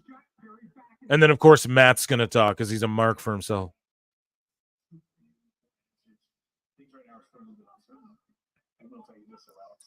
Tony Khan literally just agreed to meet with Jack Perry tonight live in the ring. Oh my God, Tony Khan's going live in the ring. You guys, oh my God, better be tuned into PWT, guys. Better be tuned into fucking PWT. My word. Tony, I got to tweet this out.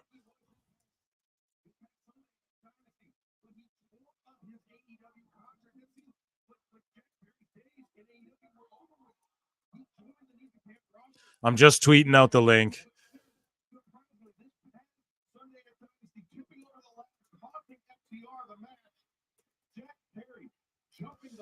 Dude, this is otherworldly fucking funny.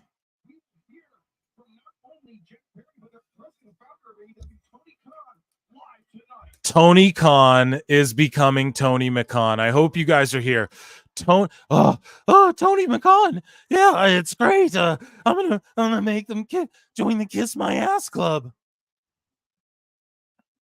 He's just hulking out. He's gonna get on steroids and start. Yeah.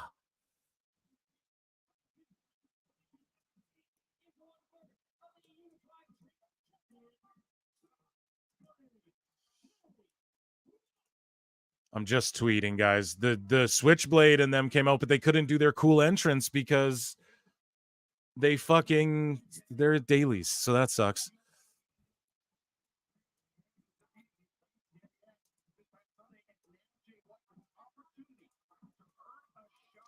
I'm just tweeting out, guys. This is ridiculous. At Pro Wrestle Times on X, both of the channels. At Pro Wrestle Clips, at Pro Wrestle Times. Make sure you hit subscribe on both of those if you don't mind. I'm trying to get that other channel built up as well. It's actually crazy how well both are doing. So yeah, now this guy is going to the Top Flight. Darius Martin's going to come out and just do a job or whatever. This is whatever. Let's go into Phil Marks bookmarks for a minute. I cannot wait. Guys, if you can, share the live stream link around as well. You guys are going to want to hear my reaction to Tony McCann in the fucking ring tonight with Jack. Like, he's becoming an on-screen character. Like, you can't make this shit up, man. This is fucking ridiculous. I love this so much. I just got to message Paul Nolan quickly as well, because I know he's not going to want to miss this. Tony Khan is going to be on screen with Jack Perry in the ring tonight. LMAO. Get on the live. Yeah, because he's gonna have a shit. Okay, so guys, as you can see, as this match goes on, Jay White is just gonna get taken to the limit by Darius fucking Martin. So let's talk about some Phil Marks bookmarks. So I'm sure you guys all saw that, you know, Jinder Mahal was released and Indu Sheer was released. Zion Quinn was released. Xia Li was released. A lot of people were shocked. A lot of people said, oh, it's people of color only. All right, you know, I'm just gonna really make it about that. That has nothing to do with it. And so what happened was, all of a sudden some more releases happen, and there's some more free agents roaming around, and AEW released some people, including the boys a little while ago, who are going to come they're going to come do the podcast here eventually. And yeah, there's a lot going on. So Matt Hardy let his contract expire.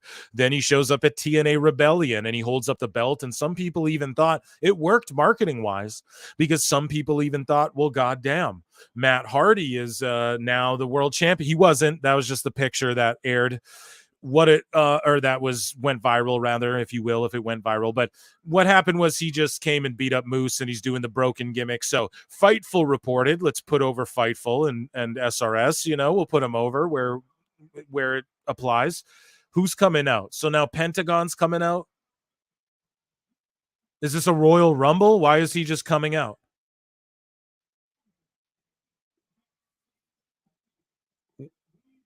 What is this match? Someone explain it to me. Jesus, I'm gonna have to edit this now, because I was just fucking. What the fuck kind of match is this? What is this, guy? Someone explain it to me in the chat. Anyways, Jeff's contract is up sooner than later.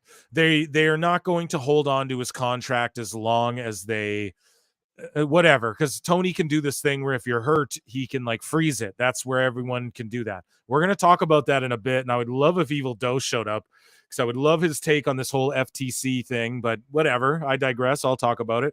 But either way, Matt Hardy showed up to Rebellion.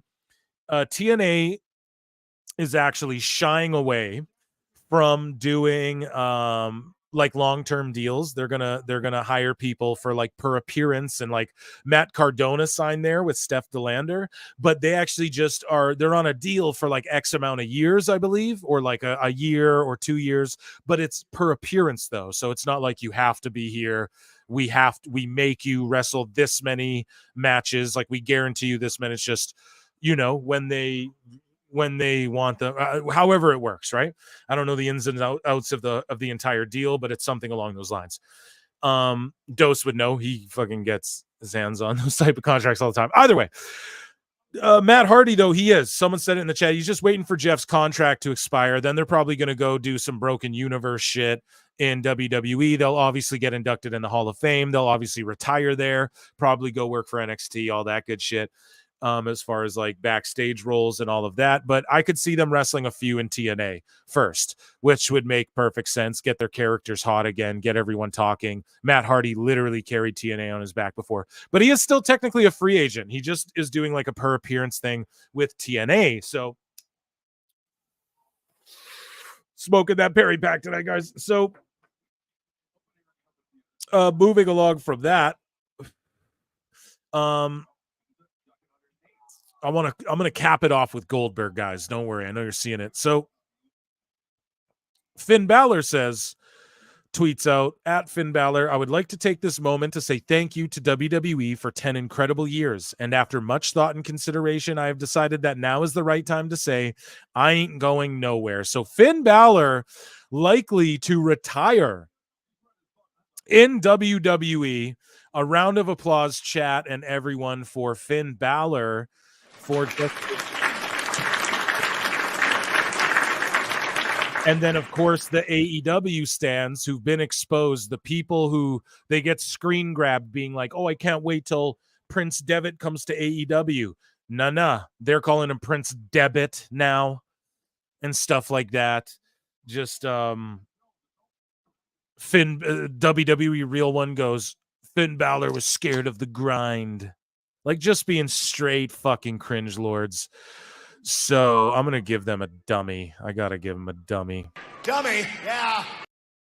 And yeah, man. So it's disgusting because they all want him in AEW until he doesn't want to go to AEW. And why would he go anywhere? He's in such a goddamn hot angle, dude. So furthermore, there have been some releases, some very shocking though, on WWE's part that happened after, we were just so yeah, this is like a Royal Rumble or what? Guys in the chat, is the chat explaining to me what this is? I'm so sorry. Oh, and I have one starred here. AEW is becoming more second rate every week now. Well, with this fucking random battle royal, like what is this? A Royal Rumble? Someone's got to fucking explain this. I would just watch. I didn't even know this is happening. I watch it every week. So like, Jesus Christ, thank you, John JD, for the $2 super chat. I appreciate you so much, and I'll give you a round of applause, my friend.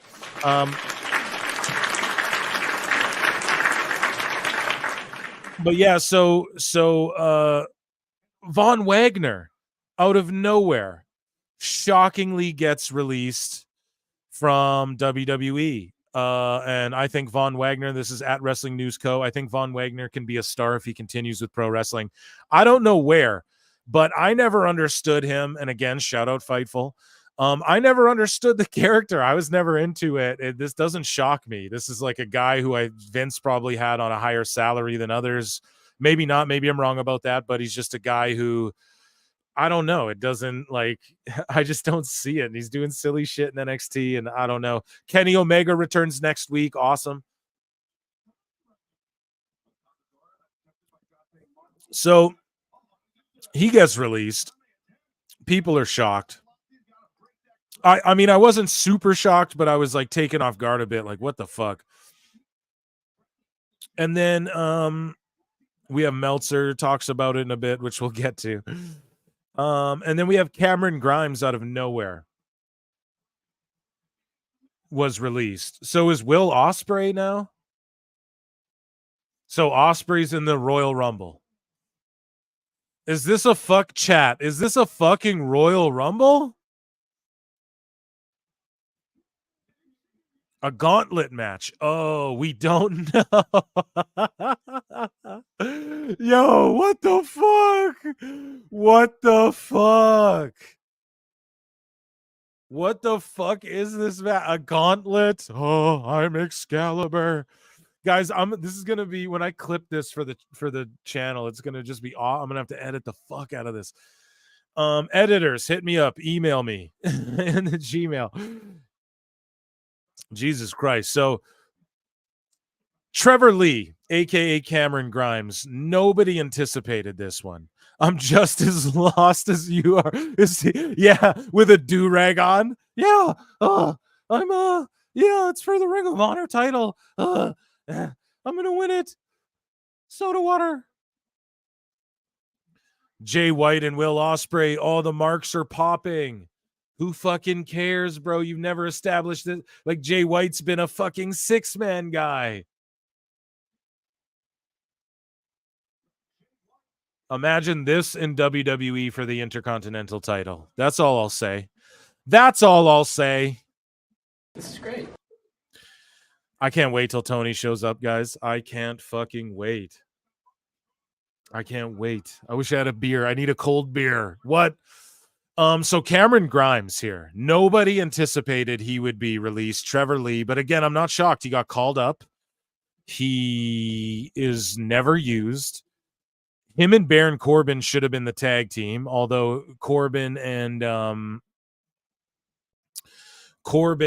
your boy Braun Breaker were great. They're great in NXT together, but Cameron Grimes, Trevor Lee, like you can just see how heartbroken he was. Definitely a bruv who embraced the grind, and he'll land on his feet. He'll go to TNA. He'll join the Broken Hardy universe again. TNA would love to have him. I'm sure AEW, he's a tremendous competitor and worker. And let's just listen to his video. Shout out Cameron Grimes, man. Thank you for your time in WWE. That's all I can say. This is Trevor Lee, also known as Cameron Grimes. And look at this guy. He is distraught. And he's one of these guys where you can tell, man, like, yes, will he go to AEW and get a bag? Yes. But at the end of the day, this is like they don't use Cameron Grimes, blah, blah, blah. Wait, Fedmart, blah, blah, blah, blah, blah. You know, all the toxicity. This is a guy who, yes, he can work that crazy indie style, but what he valued more than anything was just being in the WWE. Probably grew up watching WWF and Hulk Hogan and the Attitude Era, and he was probably like, God damn, like this is just devastating. If you guys are cutting onions, I don't blame you. But here's Cameron Grimes, guys.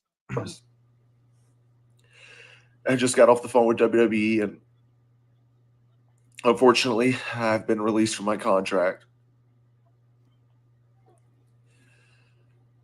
5 years ago, the last thing that I was able to tell my father, Tracy Cadell, was that I signed with the WWE.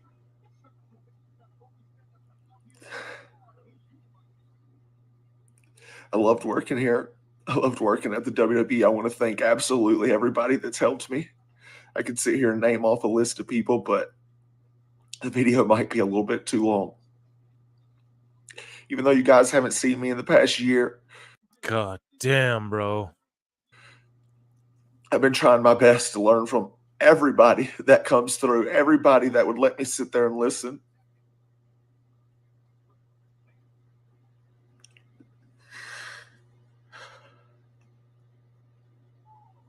It's sad. It really is. But if you're a fan of mine, I'm here to let you know that there's a damn fire lit under my ass, man.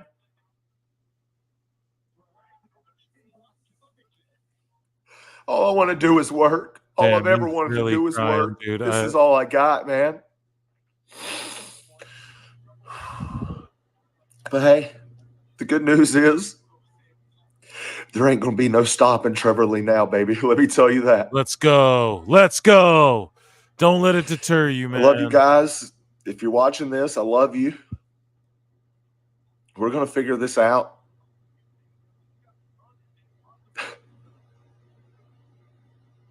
We should figure this out. This dude. isn't what I wanted to do at all. The WWE is all I've ever wanted to do and be. But if I have to go somewhere else now to show them that they missed out, I guess that's what I got to do. Thank you, guys. God damn, guys. So, fuck. How do you guys feel about that? Round of applause for just his tenure, and he'll be back. That's not the end. That's not the end. Look at like a Drew McIntyre. Look at like there's lots of people who've turned it around, and although that's although it's tough, man. It's tough to I don't know. I'm not sitting here crying. I'm also watching this match, just so you know, and this has been lit, but they're setting tables up everywhere. But yeah, like it's actually been lit. You know what I mean? It's good spots. Like it's a specialty match, so that's where you break out all the craziness, right? It's sort of like a spot match, but also these guys are all killing each other, or YouTube in Minecraft, but they're setting up tables and shit now, which is a little. You see how Kofi Mania happened off the back of a gauntlet, and then this is happening, whatever. Anyways, back to Cameron Grimes. It's just I'm very sad for him. He'll be back. I guess, yeah, there's nothing I can really add that I wasn't saying before. Who's coming out now? Sorry. Commander.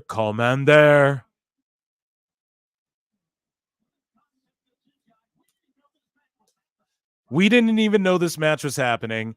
Here's a fucking gauntlet.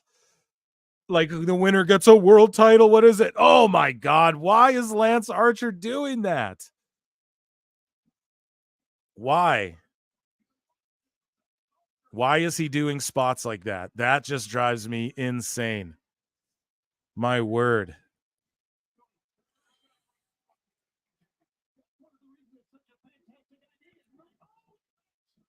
Jeepers, man.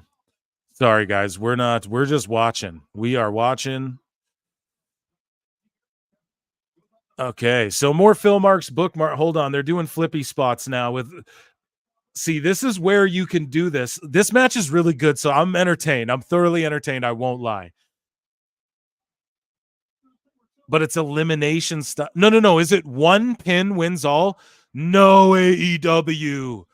No, why do you do one pin wins all? Don't do that, man. Just have it elimination style if you're going to do it and have it be this long of a match. See, they could have prepped us for a week. They could have built up to this. They could have had everyone excited, and they could have said on the pay-per-view, and folks, don't forget to watch Dynamite this week where the whatever match, blah, blah, blah. We don't know who's in it. Everyone who's in it is a surprise as of now, seeing how injuries play out from the pay-per-view, blah, blah, blah. Here's Jay Lethal. Awesome. Underutilized as fuck. Chat, what do you think about Jay Lethal?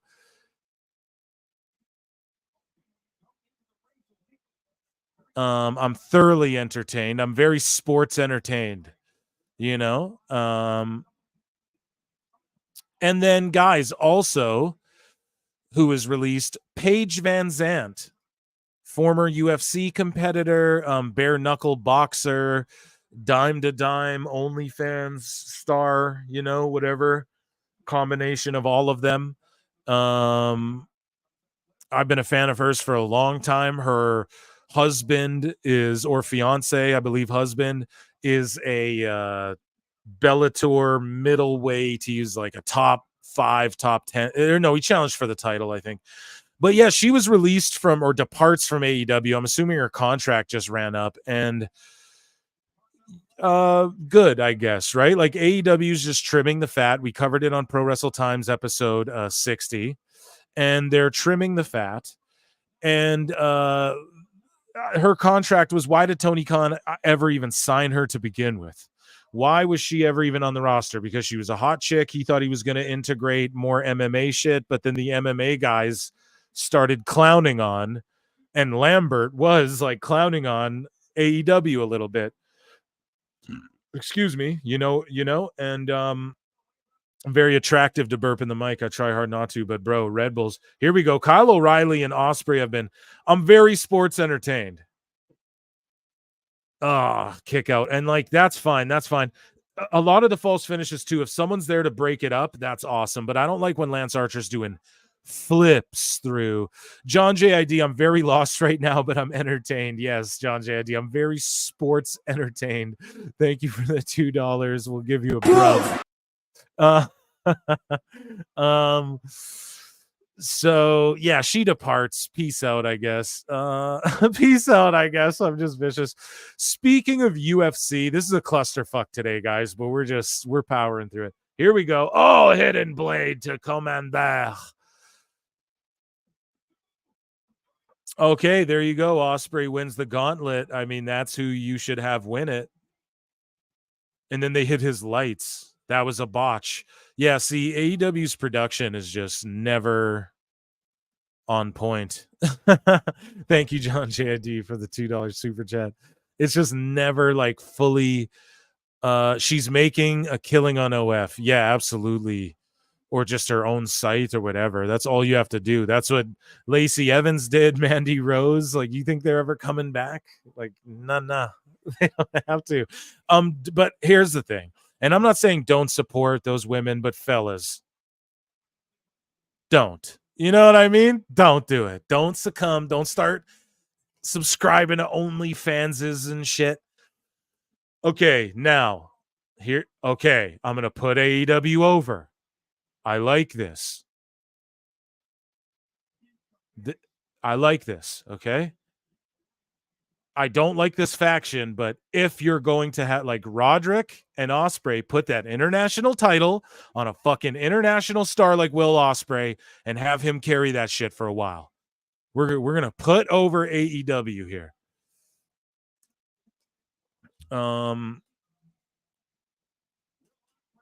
Here, chat. Osprey versus Roderick Strong. If they build to it. So was it like, okay, there we go, international. It's just so goofy how he makes it. Like Tony Khan, wait a week, and then on Dynamite announce matches or whatever. Jeepers, man. Jeepers. Roderick Strong is a goofball. There's international titles going to Osprey. And then, oh, check this out. X-Files. Let me X-Files myself. And thank you, Ash, for suggesting this. I'm gonna X-Files you too, because the truth is out there. So what it is Osprey's gonna win the international title. He's going to take it to Wembley, and then they're going to unify to make it even bigger, because MJF already whatever. This is going to be like their Ultimate Warrior Hulk Hogan moment where, in Tony's eyes, yeah, it'll be great, where they're going to unify the international title along with the fucking chat is undefeated, along with the sorry, I'm getting distracted, guys, by the chat. Along with the world title and the international title, and then maybe the world title can just get absorbed. But Tony Khan's a belt mark, but then maybe he'll unveil the new AEW title, like the full new design that's absorbed the international title because they have the continental title. Are you guys following this shit? Because I do. And then Tony can... And then Osprey will get like crowned the new title and will be the new face. If he's smart, that's what he's building to. And then it'll be Swerve versus Osprey in Wembley, merge of the belts, unless he just wants him to be the new belt collector. And then he'll just carry around multiple belts. You know what I'm saying? So guys, speaking of UFC before, Dave Meltzer on no, we gotta save it. We've got to save it. I'm so sorry. Not speaking of UFC, editing Phil. Guys, I for real need an editor who's going to edit and clip up all my shit. prowrestletimes@gmail.com if you're interested. I can do it, but I'm getting tired of doing it all the time myself. And Crispin Wad doesn't know how to fucking edit. I was like, I got to put this guy, I got to get him doing something. He can mod. You know what I mean? He likes to game. He'll get a gaming channel going soon as well, that you guys will be able to check out more gaming stuff. So that's why Crispin's here, and shout him out. He's doing a great job moderating. We'll give him a bruv. So yeah, well, we talked about it. We're watching Dynamite right now. We might as well talk about this. At AEW Disciplinary Committee, DIS, as we'll call them. No mark journalists or internet commentator means more than this. Once the normies start noticing, the problem is undeniable. And this is just the city of Jacksonville, right? This is just like a local Action News Jax. So Action News Jacksonville, right? It's like a local outlet. I read it before. I don't need to click on it and go off X. But just trust me. And then now Jericho's out here called The learning tree, Chris Jericho. The learning tree, Chris Jericho. You guys, this is a fucking joke. And then they replay him getting dropped on his head through a table. But yeah, so this is just basically this thing reports that, yeah, they were getting fillers. They were paying people to be at tonight's AEW show. It's their hometown. You know what I'm saying? Like, it's that's just an embarrassment, if you will. I don't, maybe that's too harsh of me to say that. Speaking of like ratings and quarter hours, etc. Okay, Jericho's cutting a promo.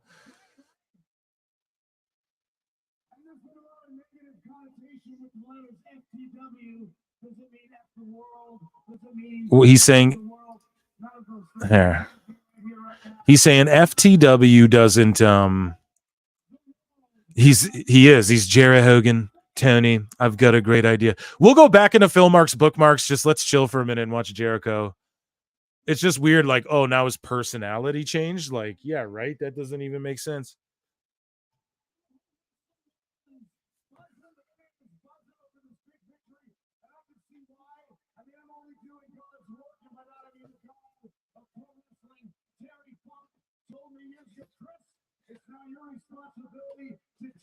Okay, this is Terry Funk.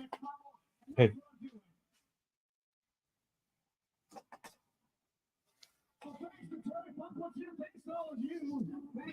Thanks to Terry Funk, he's saying, my word. My word. Instead of the man of 1,004 holds, Jericho is now the man of 1,004 names. Yeah, you're absolutely right.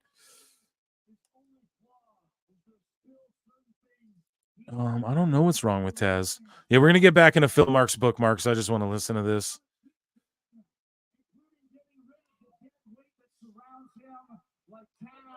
And Shibata and all of the collateral damage, the clowns that surround him.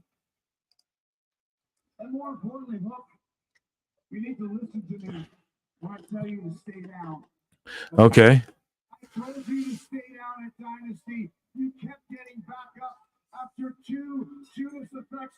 You forced me to hit you in the head with a baseball bat. Forced, right? Right? So that's on you. But I know you're okay, so he's like, you forced me to hit you with a baseball bat. Sorry, guys, I'm here with you. I ain't going. I'm just like locked into Jericho here. I just want to know this gimmick. Like the Jericho vortex, he's acknowledging it. He's just going full heel. I respect it to a degree. You know what I mean? Like that he's leaning into it.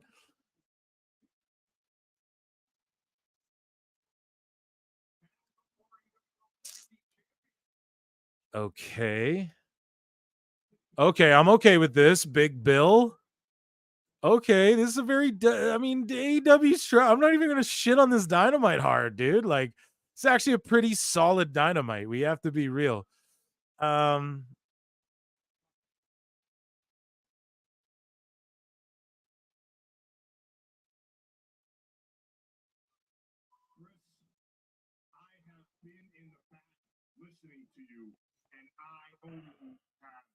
One thing to say.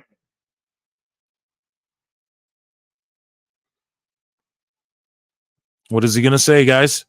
Chat, I love you all so much. There's like 100 of you in here, however many, it's fluctuating, but let's get those likes up to, let's get them up to 80 likes, please. 80. 3 of you guys hit like, please. And I'll kiss you. I'll blow you kisses. Here we go. I'm down with Big Bill. I'm down with this, but you know Jericho's just going to beat Big Bill.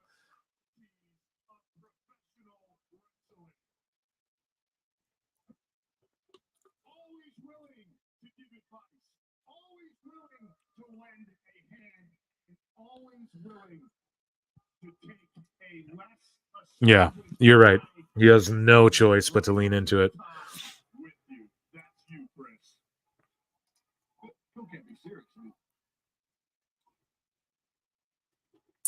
Yeah, so I got Goldberg stuff, guys. I got some WWE talk.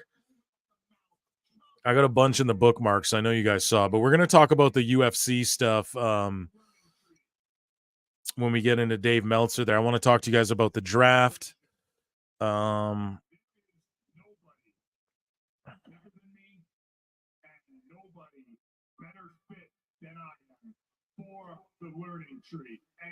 If we get to above 100 likes, I'll just jump to Meltzer. You guys let me know. 100 likes is like, okay, we're getting into Meltzer. That's pretty much my cue to go, all right, Meltzer time. I got some AEW botches here. This promo, okay, Big Bill's doing his thing, but the crowd's like mixed. They're like, do we cheer Big Bill? Do we go against Jericho? We don't know. We don't know.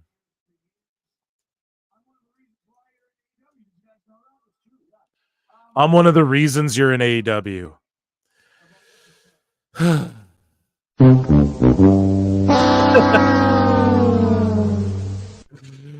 I'm so sorry.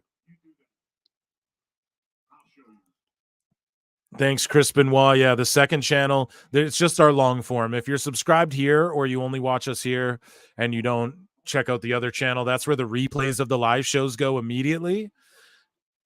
This is a pandemic show with less people. Holy fuck. Oh my goodness. Alt Jake with a $5 super chat.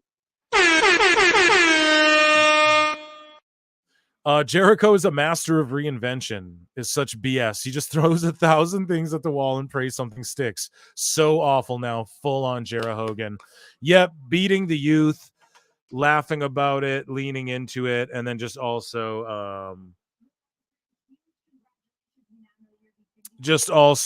like, okay, Osprey's backstage with his lookalike, with his doppelganger. But yeah, dude, and that's just it. When he has a filter in WWE, he's great. You know, when he had like Vince there, yeah. Tell me your ideas and I'll pick the 2 good ones and then I'll say they were mine. And you will too, or else you're just don't text them to me. I don't want anyone looking at my texts.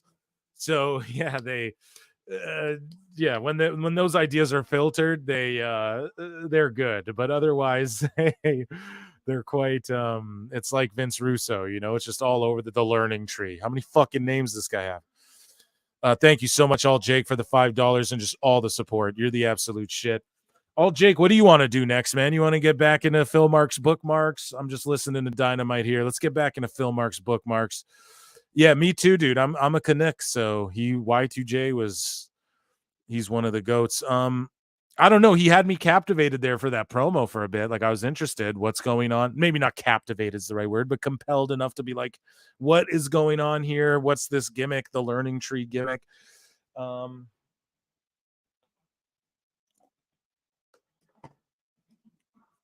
Dynamite's in commercial break. So let's get into some Phil Marks bookmarks once again. Oh man, this is the best show. The Top Pod listeners are in the house. We're having a great one, a great time. I'm having a great time tonight, man. How about you, Crispin? I'm sure he's having a fun time. So guys, here's a little AEW botches. Let's play their clip here before Don Stevens eliminates to acknowledge me.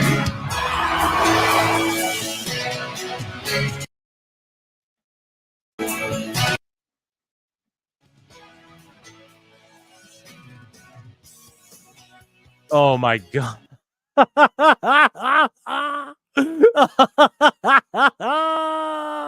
Oh my god. Oh my goodness, guys, watch that. I don't mean to I actually like this. I like Emi Sakura and this girl here. I forget her name. She's in the video game. I actually like them. I'm not going to be a hater. Bit of a Joshi mark. Oh my god. My goodness. Just hilarious. Just fucking absolutely hilarious. Look at this. And then here's another one. I just don't want to get Don Stevens guy. This last episode of the pod got fucking attacked.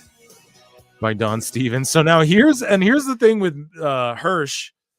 She should not be doing shit like this because she severely hurt herself. Like, took her forever to even get back, and she lost her momentum. She was like a little like Taz, like a female Taz almost.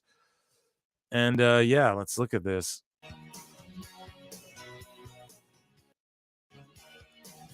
Look at this. Like, she's like a grappler and a suplexer. Why the fuck is she even doing that? Like, why is she even doing that?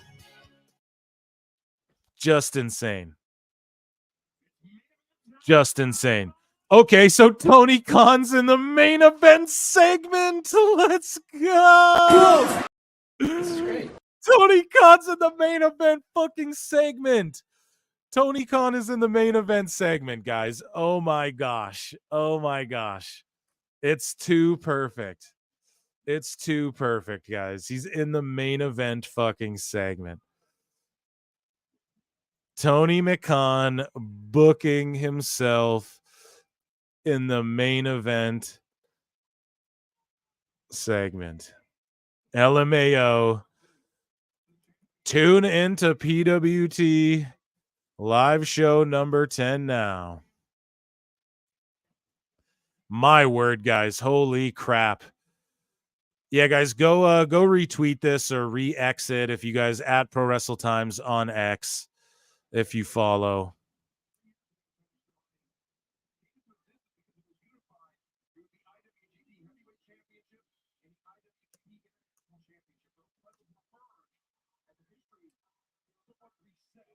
And the history somewhat reset. Fucking Excalibur.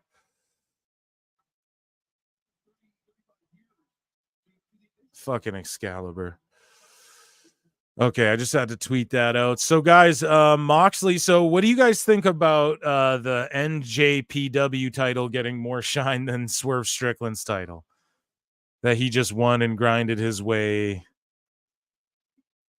You know what I mean? Crazy.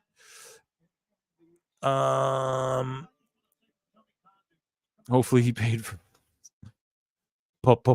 Powerhouse. So you guys see what's trending. Hook, Jericho, Jack Perry. Okay. That Perry pack. So guys, Trick Williams, I jumped over it. I didn't really cover it on the last pod because I ran out of time as we get into this New Japan match. And then we're going to go balls deep into this fucking Tony Khan segment, dude. I can't wait. Make sure you're here hanging out with us. Make sure you retweet that shit. Get everyone in here. Oh my goodness. Nobody covered the CM Punk footage like we did. No one's gonna cover this like I did. I promise you guys, okay? This is gonna be fucking hilarious.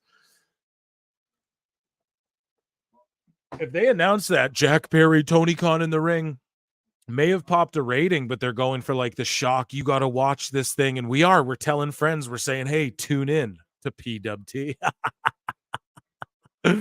Oh my guys. Avril, Crispin, what's going on? Yeah, you guys whoop that trick. Whoop that trick. Whoop that trick. Get him. Whoop that trick. So Shawn Michaels on Trick Williams winning the NXT championship, and we didn't review Spring Breakin'. I'm not gonna review it, but fucking Trick Willie, man. He's over his shit. No, not that I'm not gonna. I'll just like summate it, review it on a pod. You guys know how I get down.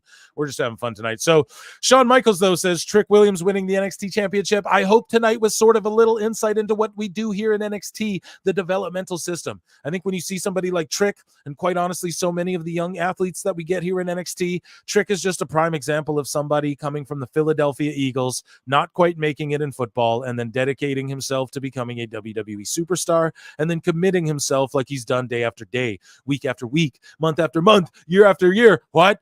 And it's only been 2 of them, and you see the pinnacle at which he's risen to. I speak not eloquently, obviously, but I just can't stress enough. Yeah. So he basically shout out fucking Trick Willie, man. We knew it was coming. He had a banger of a match. Remember when Dave Meltzer, the fucking dummy, who we're gonna get into in a bit, but he's like, oh yeah, he's like, oh yeah, Trick's not good unless he's like if you in the main event, he's not good, except for this main event he was in. You know, Dave just trying to bury him. Oh man, it's just I don't know. Like it's like when you're over, you're over, you're over, you know, and that's what Trick represents. He should be NXT champ. He's the most over fucking guy in NXT. So and then Meltzer just coping over it. I didn't give him a flute yet because we're gonna do that in a bit, folks. I assure you. Probably once Dynamite's done will be the best time to do it. But yeah, so this match is whatever. They're brawling outside. Mox is gonna do hardcore spots. Hopefully Will Hobbs doesn't get hurt. That's over under minutes on until Moxley bleeds. Who wants to take me up on a bet, guys?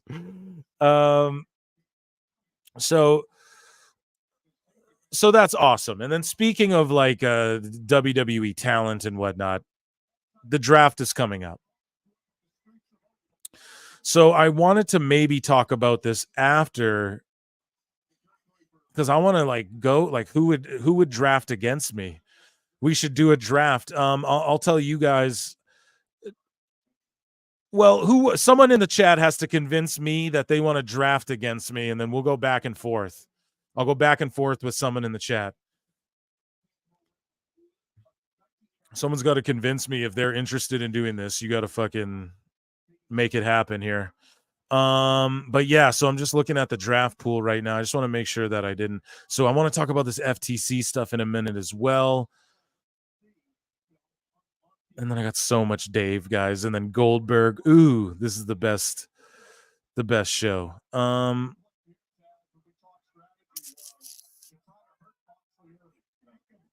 Sorry, we're just watching this match as well. 95 of you in here. Let's get these flicking likes up. Flicking likes up.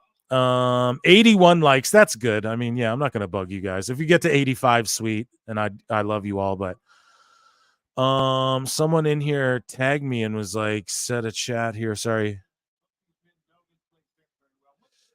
This guy, I love your podcast, but could you please stop using the air horn sounds? It's just too loud. No, I'll turn it down a bit, but I'm never going to stop using it, bruv. That's like, come on. What are you talking about? Are you trying to take one of my gimmicks away, bro? I ain't Jericho. I ain't switching up. The learning tree, Phil Marks. Who wants to draft against me, man? We got to figure out. We got to figure this out here. So yeah, Mox is rolling to the outside again, dude. Like, what the fudge cake? What the fudge cake?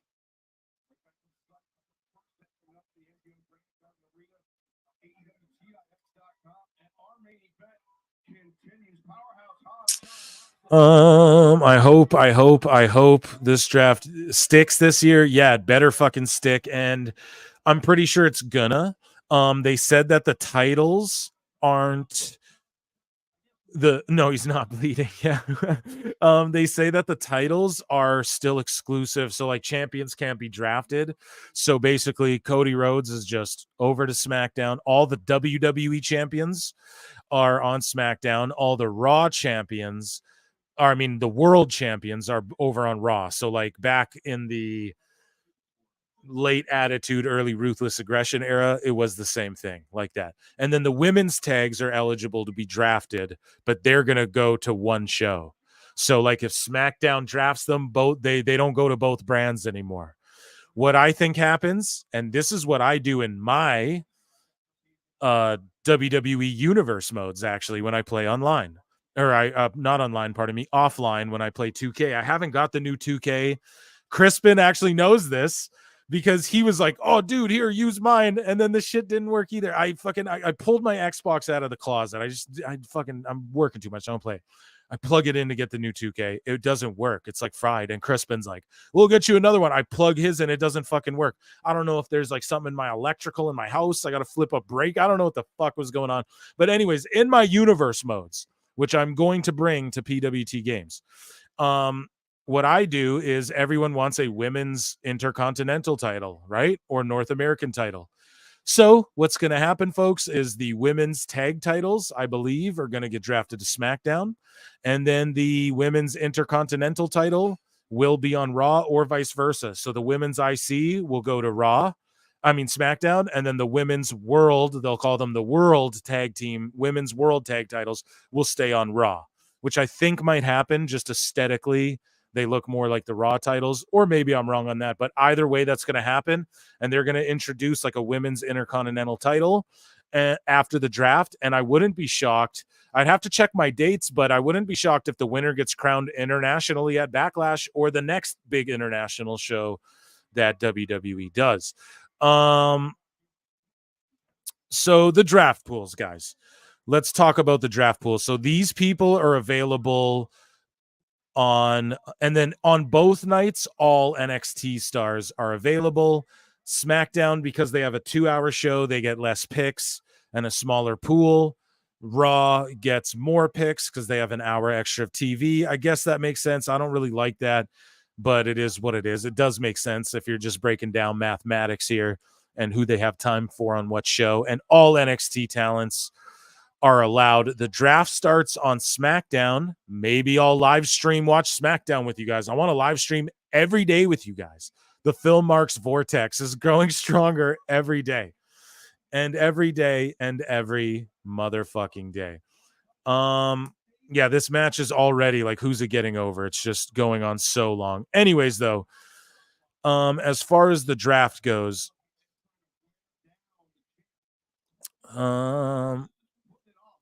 people sharing stuff with me. Okay, so as far as the draft goes, SmackDown's pool is looking like, so it starts on Friday, and then on Monday it continues.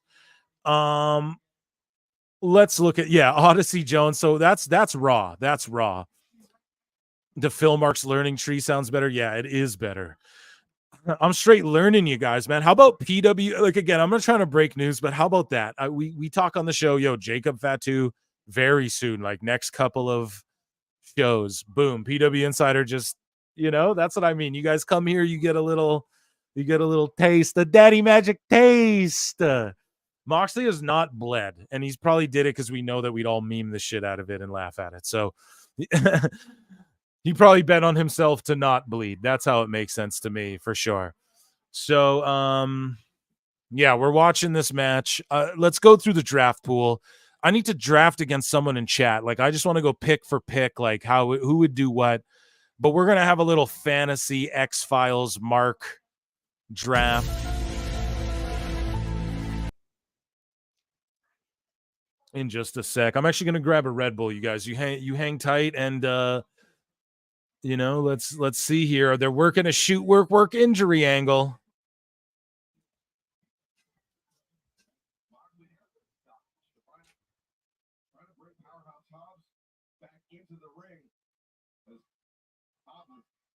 Obviously, having some trouble with that leg after crashing into the ropes.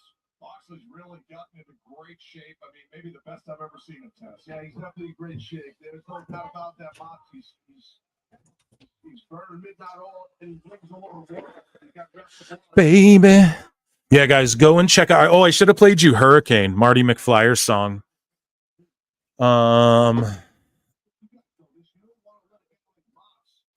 Because that song's a slapper, man. He's like pumped. He's like, we could maybe win another Grammy with this one. And I'm like, hopefully. He won 2 this year, man. Nominated a bunch. He worked so hard for that shit.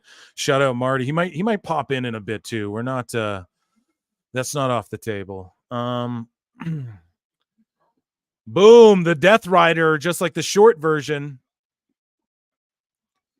This ref's okay too. I don't mind him too much, but he goes really high when he's counting though. Like, is that too picky for me? Just like, I try not to focus on Aubrey Edwards, but it's not my fault when they're like doing a dive and she's in the way. Like, we can't make this up. You know what I mean? People, have you all analyzed? I went and grabbed another Red Bull. I'm asking you guys, have you analyzed the draft pool here? Because I have, and we're gonna go through this. Holy shit, chat. Who called it? Are you still in chat? Who called it? You were like, Hobbs getting choked out. And he got fucking choked out. Literally slides in like a snake. Y'all, who called the choke out? Who would have thought any differently? Damn, yeah, the commentary's trash. I called it earlier on the super chat. Yes, you did. Fucking A. Cover your ears if you don't like it. But John JID called it earlier on the super chat. You did, dude. That match was hot ass. Let's be real. Guys, everyone get into the chat because Tony Khan's about to be on camera, okay? We're about to react. What the fuck? And then Moxley's going, oh, you're a dead man and all this shit. Blah, blah. You're a dead man. You're a dead man? Really?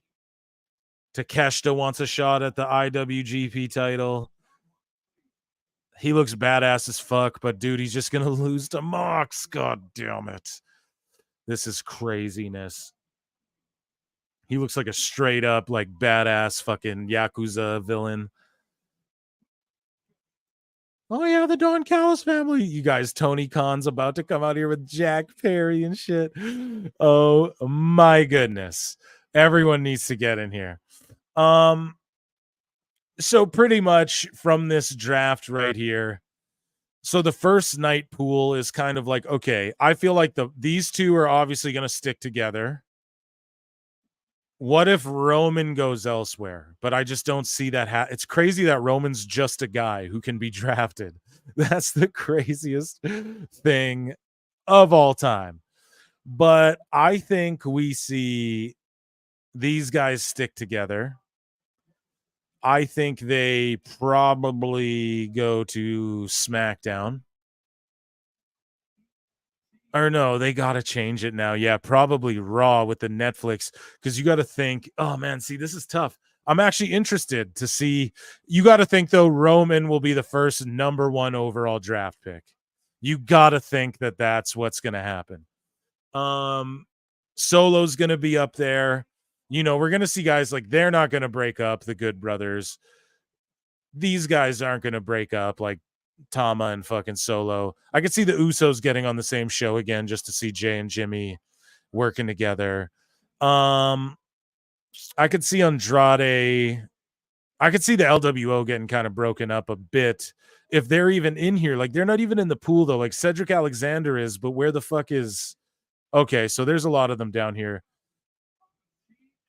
So basically, yeah, I mean, Alpha Academy might get split up a bit. Also, a lot of these people might not even end up being in the draft. But yeah, man, I don't know. The champs are gonna stay. So we know for sure that so we know Damian Priest is gonna stay on Raw. We know that Becky Lynch is gonna stay on Raw. We know that the Awesome Truth is gonna be on Raw.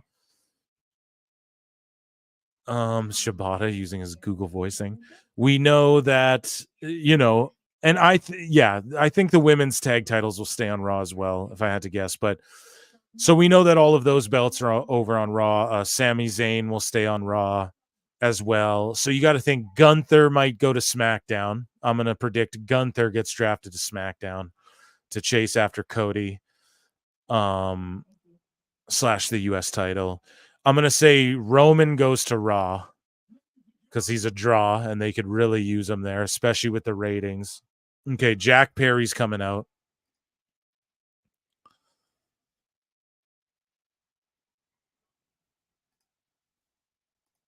Jack Perry's coming out. God, I wish I could show this on the screen.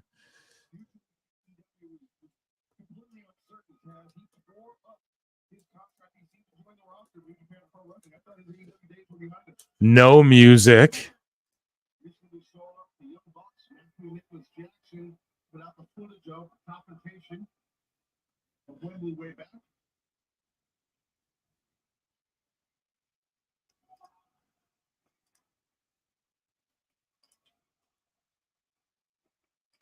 So what are they chanting at him? Someone tell me.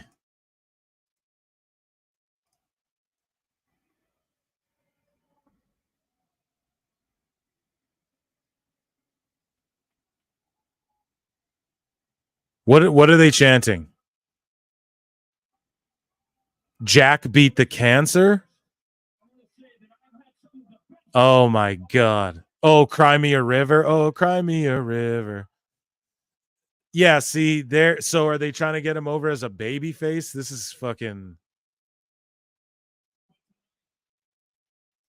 We have business to handle. And I want to handle it right here, right now, face to face with Tony Khan. Oh man, Tony McCon. Tony McCon, this is great. This is great. He's so happy. Remember, these fans here are paid tonight. They couldn't even get the fucking fans. It's paid attendance. Like, not they paid, like they were paid to be there, guys. And they're chanting this shit and siding with Perry. Actually booked smart and quite well for if you're just a casual television viewer. But Tony's going to be so awkward. He's our scapegoat. Like, people are telling he's our savior. He's our scapegoat. I think they're chanting. They're siding with Perry, though. They love him. I'm going to turn this up. And since then, AEW has gone on to change the world. AEW did not change the world, Jack Perry. That is cope. Now, Tony, it's no secret we've had our ups and downs. We haven't always seen eye to eye, but I want to tell you this right now. From the bottom of my heart, I swear to God, the only thing that I have ever wanted is what's best for AEW. This is so cringe. Can you guys hear it? I don't care if it bleeds through. Don Stevens, what up? Yeah, so did everyone. So I want to ask you, So did Punk, you idiot. to please shake my hand, reinstate me, and let's go on and continue to change the world together. What? Oh, Tony's so cringe. Guys, chat, how cringe is Tony? Oh, he's overacting. Someone's got to tell him just chill. He was doing good for a bit. Look, Jack's going to attack him or some crazy shit.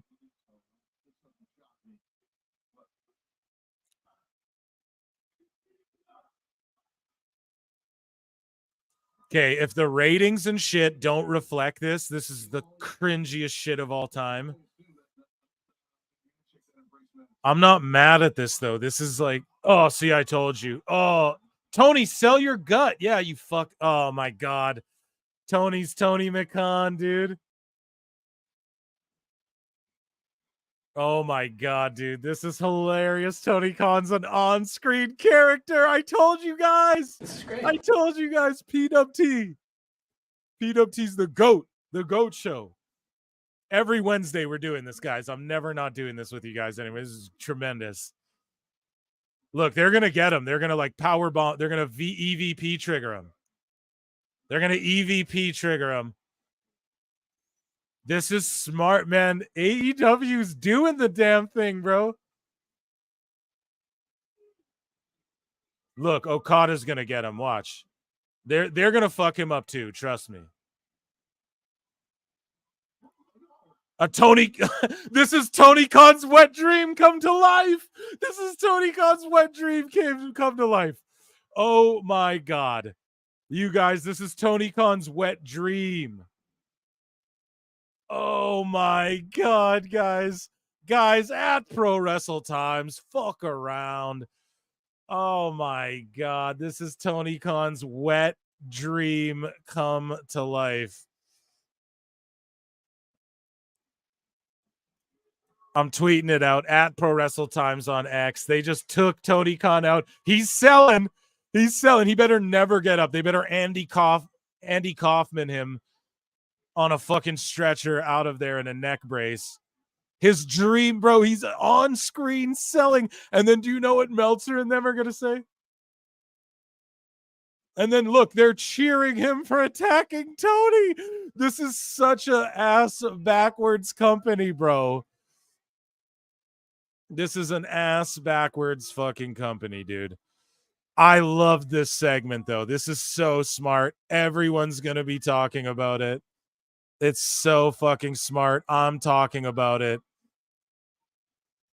I am not mad at this at all.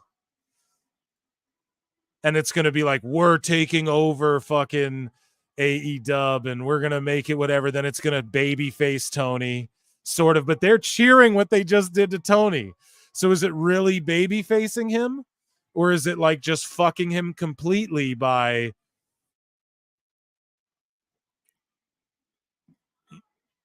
you know? He's selling good though. Just lay there and die, dude. Just lay there and die.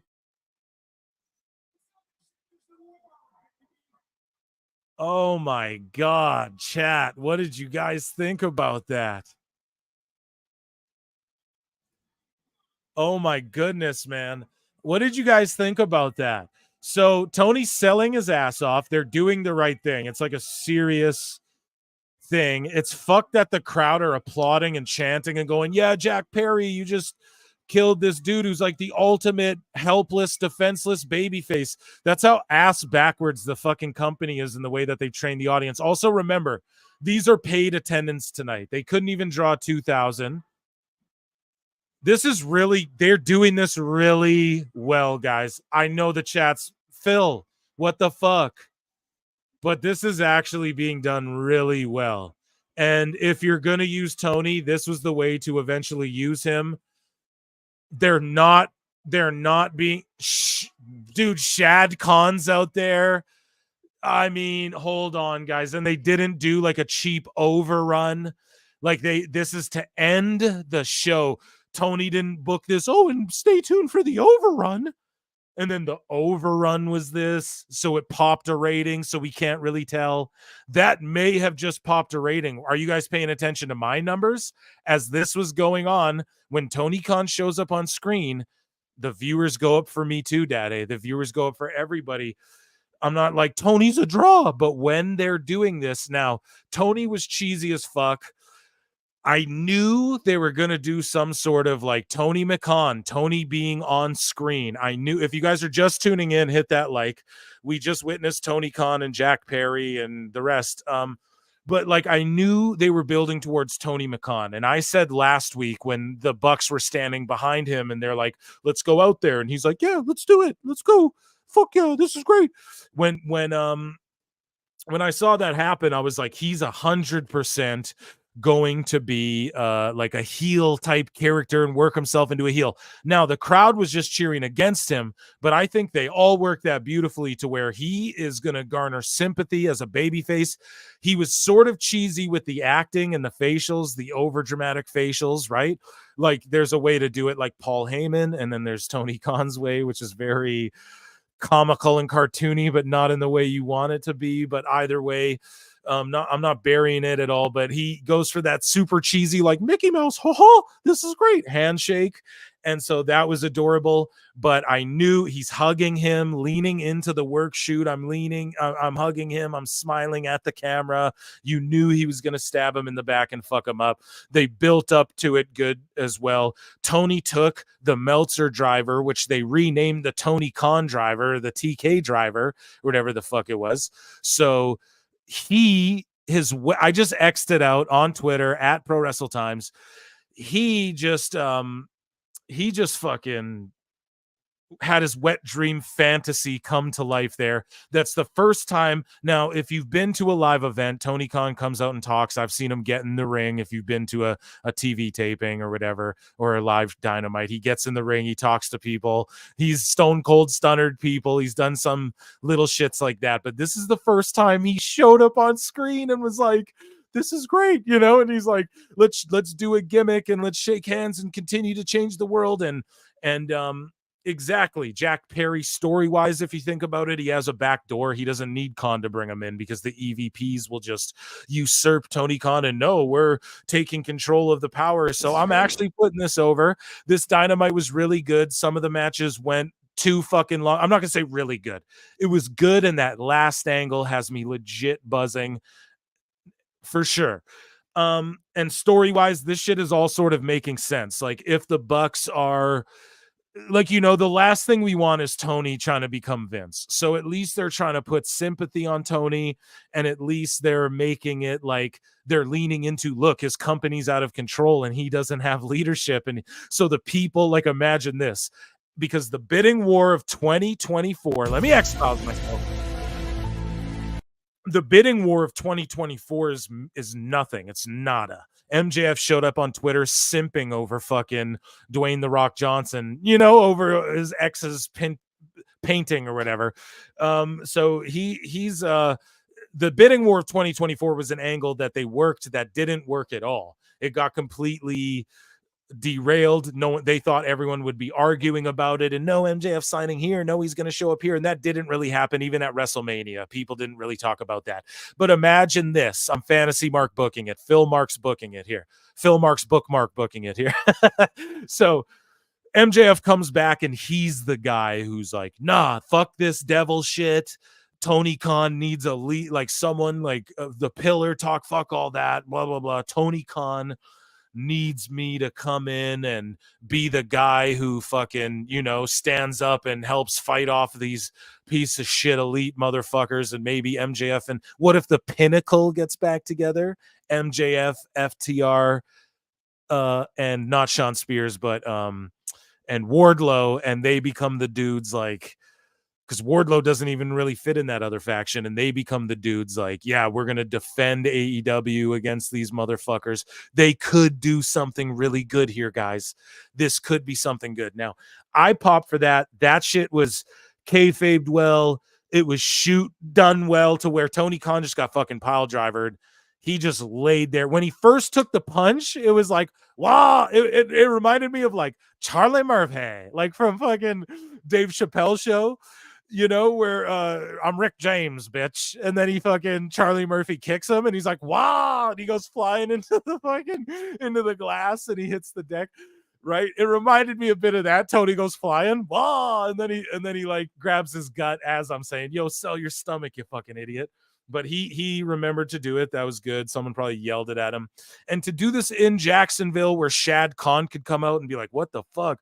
That was really done really well, guys. I'm so sorry, chat. I'm not looking at chat yet because I know you're all probably cooking me like, fuck you, Phil. There's no way. I'm not looking at chat right now. I'm just spitting.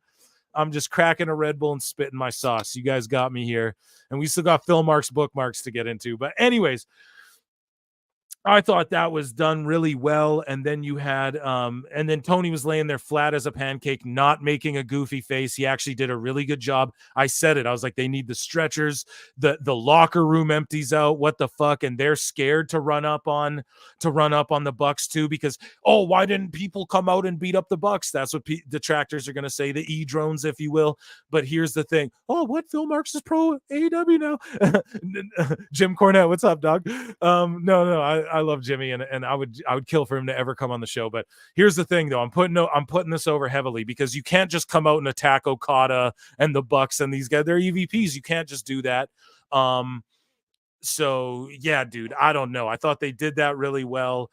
I'm actually gonna give that a round of applause for that final shit. Tony Khan was and yeah, so let me just think, is there anything else I didn't say that I feel like it needs to be said? I felt like it was produced well. Doing that in Jacksonville was really a good idea. It's like their home. It's where Tony, well, we had a Jacksonville fan earlier say, yo, we hate him here, but I mean, they paid, remember guys, 112 of you here, let's get the likes up to 100, but the people who tuned in, they were paid attendance. We covered it way earlier in the show. There was a bunch of people paid to be in attendance at this fucking show. And that's real. Like the newspapers were writing about it. I saw big giveaways on X, you know, with influencers and whatnot. So not to diminish anything, but you know, there could have been some crowd direction. The people who were there were obviously the real diehards. They couldn't even put 2K people in there. So there was some, it's not that like when you see them applauding Jack Perry, I think that's where that comes out where you're like, oh fuck, they're applauding. Like, we want Perry to be the ultimate fucking heel. They were sort of cheering what the Bucks did to Tony Khan at first. They played it out. Now that's on the fickle fan base. This is what Paul Nolan always points out. He's like, I thank AEW for taking the fans who like throw beach balls around at WWE pay-per-views and tried to fucking hijack the shows when the creative was mid. Like, those guys are all just over watching AEW, and they cheer for everyone's a tweener and they cheer for this and that. And that's what Paul Nolan's analysis is. He's been to a plethora of fucking WrestleManias and SummerSlams and all of this. Marty McFly more or less agrees to. He's seen Tony Khan. He's been hanging out next to him fucking at a SummerSlam and shit. So, if you go to, I don't know, like I was at a Dynamite, I was booing the shit out of Garcia, and it was almost like the rest of the crowd was shocked. Like, oh, you're booing Garcia? And it's like, yeah, I don't like this motherfucker, you should be allowed to boo who you want. But AEW, like, Kenny Omega gets on the mic during commercial break or after the show when they're setting up for Rampage. He's like, make sure to cheer everyone, even the wrestlers you don't like. So there's some of that going on at Daily's Place is all I'm trying to get to. And the fans are confused a lot of time. And a lot of time they're the ultra fickle ones. That's why I feel like people think the AEW fan base is uber toxic. We covered it before, Finn Balor resigns with WWE earlier in the show. We covered it. Oh, they're calling him Prince Devitt now. But I thought you guys wanted Prince Devitt in AEW. So either way, not to trash everyone, not to make it a trash cast. 120 of you here. I'm going to read chat soon, guys. Don't worry, chat. I'm getting to you guys. I got to rant and rave and do my thizzle. That's why you thizzle. That's why you guys are here, as Snoop Dogg would say. So overall, though, I feel like the crowd started to go, yeah, this is kind of fucked up as the locker room poured out and you see Shad Khan and everything. I think the crowd started to go, damn, this is actually fucked. And good on Tony Khan and good on the Bucks. They obviously took care of him, I guess. And I've been saying week to week, like, at least they're trying. I applaud anyone doing character work. So Jack Perry's doing great character work. He shouldn't have been like, thank you and applauded, but he is being like the schmarmy LA prick. They need to stick Anna Jay with him like yesterday, like last year. He needs to be slapping her on the ass and pulling her in and doing the Edge Lita thing, but don't copy that. But he needs to be like treating her like a piece of meat, and just like rowl up the internet. I would fucking, that would be so good. Let me X-Files myself. I think that I'm really excited by this. If you guys can't tell, like, this is actually done really well. And yeah, it was executed well, but I will say just on TV, like, AEW just needs to work on, here's the baby faces, here's the heels. And the reason that people might go, oh, well, it's 2024. That's all dumb talk. And those people think they're smart. They're always gatekeeping and like, they think they're smart. They think they're like above everyone else. Oh, it's whatever, it's a work. Who cares if they're tweeners? Dude, it's just the fact that if you want AEW to be successful, heels and baby faces matter. It's all a part of the storytelling, good versus evil. Just that you got to lean into that. Trust me, it will work so much. So if they do this angle, I know everyone wants to be MJF to be a heel and everything, but if they do this correctly, they could bring MJF back as like the real, like the Cody Rhodes, or not that much, but like the defender of AEW against these fucking pricks who we all criticize for running amok. This could work. Now, do we credit the Jack Perry CM Punk tape and them airing that as the catalyst? If we go back in the history books, it might actually be airing that tape that started if people tune in next week, I'm actually compelled to tune into next Dynamite. Now, if they try and continue this story on Rampage and fucking Collision, but like, okay, that'll be an epic fail. But if they just continue this story on Dynamite and show me the same players. Now, I blued this Dynamite to death in that ending angle. What can they improve on? More character work everywhere. And also more or less match time. Like, these matches did not all need to be. That's always the criticism of AEW. Imagine if the whole show was awesome angles like the one that they just presented us with right there. There's a shitload of chats. I've got some super chats here. So Kenny comes back to side with Tony and teams with who? Boo! Tell me. Honestly, I think I'm just trolling now. I think Will Ospreay as well could be one of those guys. And thank you for the $5 super chat, Woody Allen. You're the fucking man. So Kenny exactly. Kenny's back next week. Hey, Bucks, what the fuck are you guys doing? And he was on his stream going, yo, I agree. Sometimes people got to fight. And he was on his stream going, yo, I don't even have power like an EVP. Leave me out of that shit. He's going to be like, Bucks, what the fuck? And then they're going to be like, join us. Nah. And then we're going to get Okada and Kenny. You know, maybe they build up to that properly or something. Dude, it's going to be like MJF, Kenny, maybe FTR sides with them. I don't know. I feel like they've been kissing too much bum lately, but they've been kind of kissing Tony's bum. So there you go. They've been kissing the right bum. And so who knows, man? Maybe that's who I like that you brought up Cody, because I was ranting and Kenny, pardon me. I was ranting and raving and I didn't even think of Kenny. You know what I mean? So awesome. Awesome stuff. I'm actually looking forward to see what happens next week. But again, this whole show, people are going to come on and be like, that was the best Dynamite ever. Again, it wasn't. That last angle was really good. Thank you so much for the $5 super chat. Round of applause for you.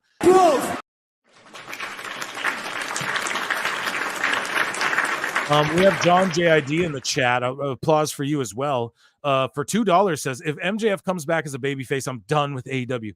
Well, what if he comes back the way I fantasy Mark booked it? Or do you not like that either? Like, he comes back and then he can always turn heel again.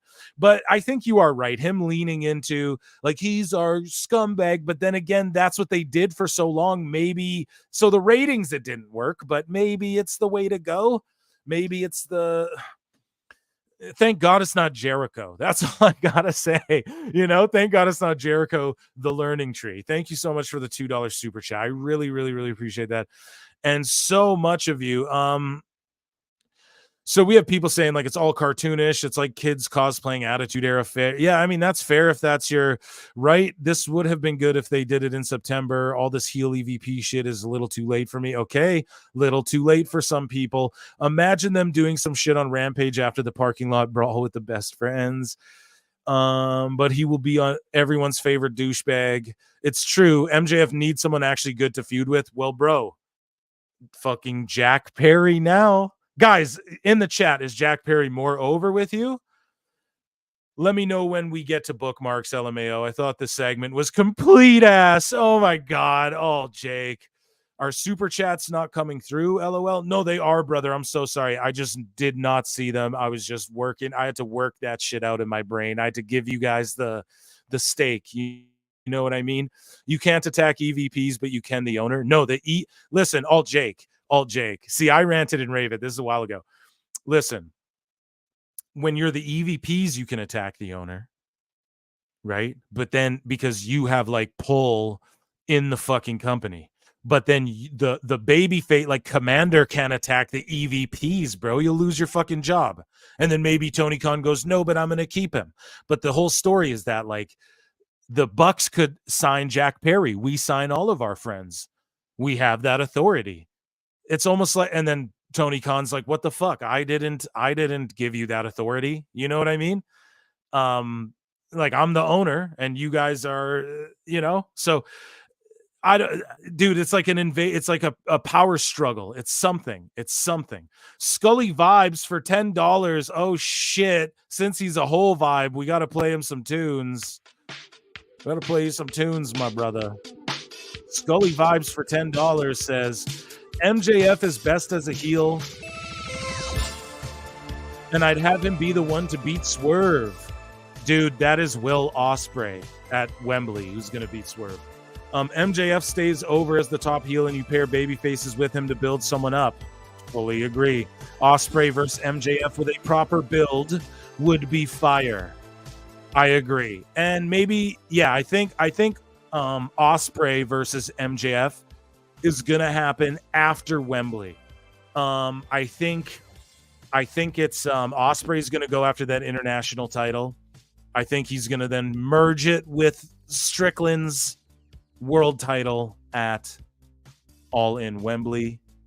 And then I think we see MJF come back and then possibly Yeah, you know what I mean? Feud with him with Osprey after that, MJF. Because I'd keep him heel too, but I'm just trying to paint a scenario of where they could go with it. Change someone out, swap out MJF for someone, you know? But yeah, I think I don't know. I pop for this. Fucking my own listeners are like, fuck this, dude. So there we go. And you're welcome to fucking not like my opinion on that. If someone can argue to me why this segment was ass, I don't know, but I like Scully Vibes' optimism as well. That last segment was great, I thought, and we'll see. Did the ratings do good? Because they announced in the middle of the show, Tony Khan and Jack Perry and blah, blah, blah. I don't know, man. People don't seem to like it. That's okay. Thanks so much, Scully Vibes, for the super chat. I really, really appreciate that. And yeah, I'm trying to get to more chats here. And thank you. I don't know if you're a first timer, but Jack Perry has a smarmy dickhead Nepo baby heel works. Is he done with House of Torture? No, so that's just it. They have the New Japan show coming up for the fucking Uber marks like myself, so he has like a House of Torture faction in New Japan. It's like a bunch of dudes, and he's kind of like, they flock around him.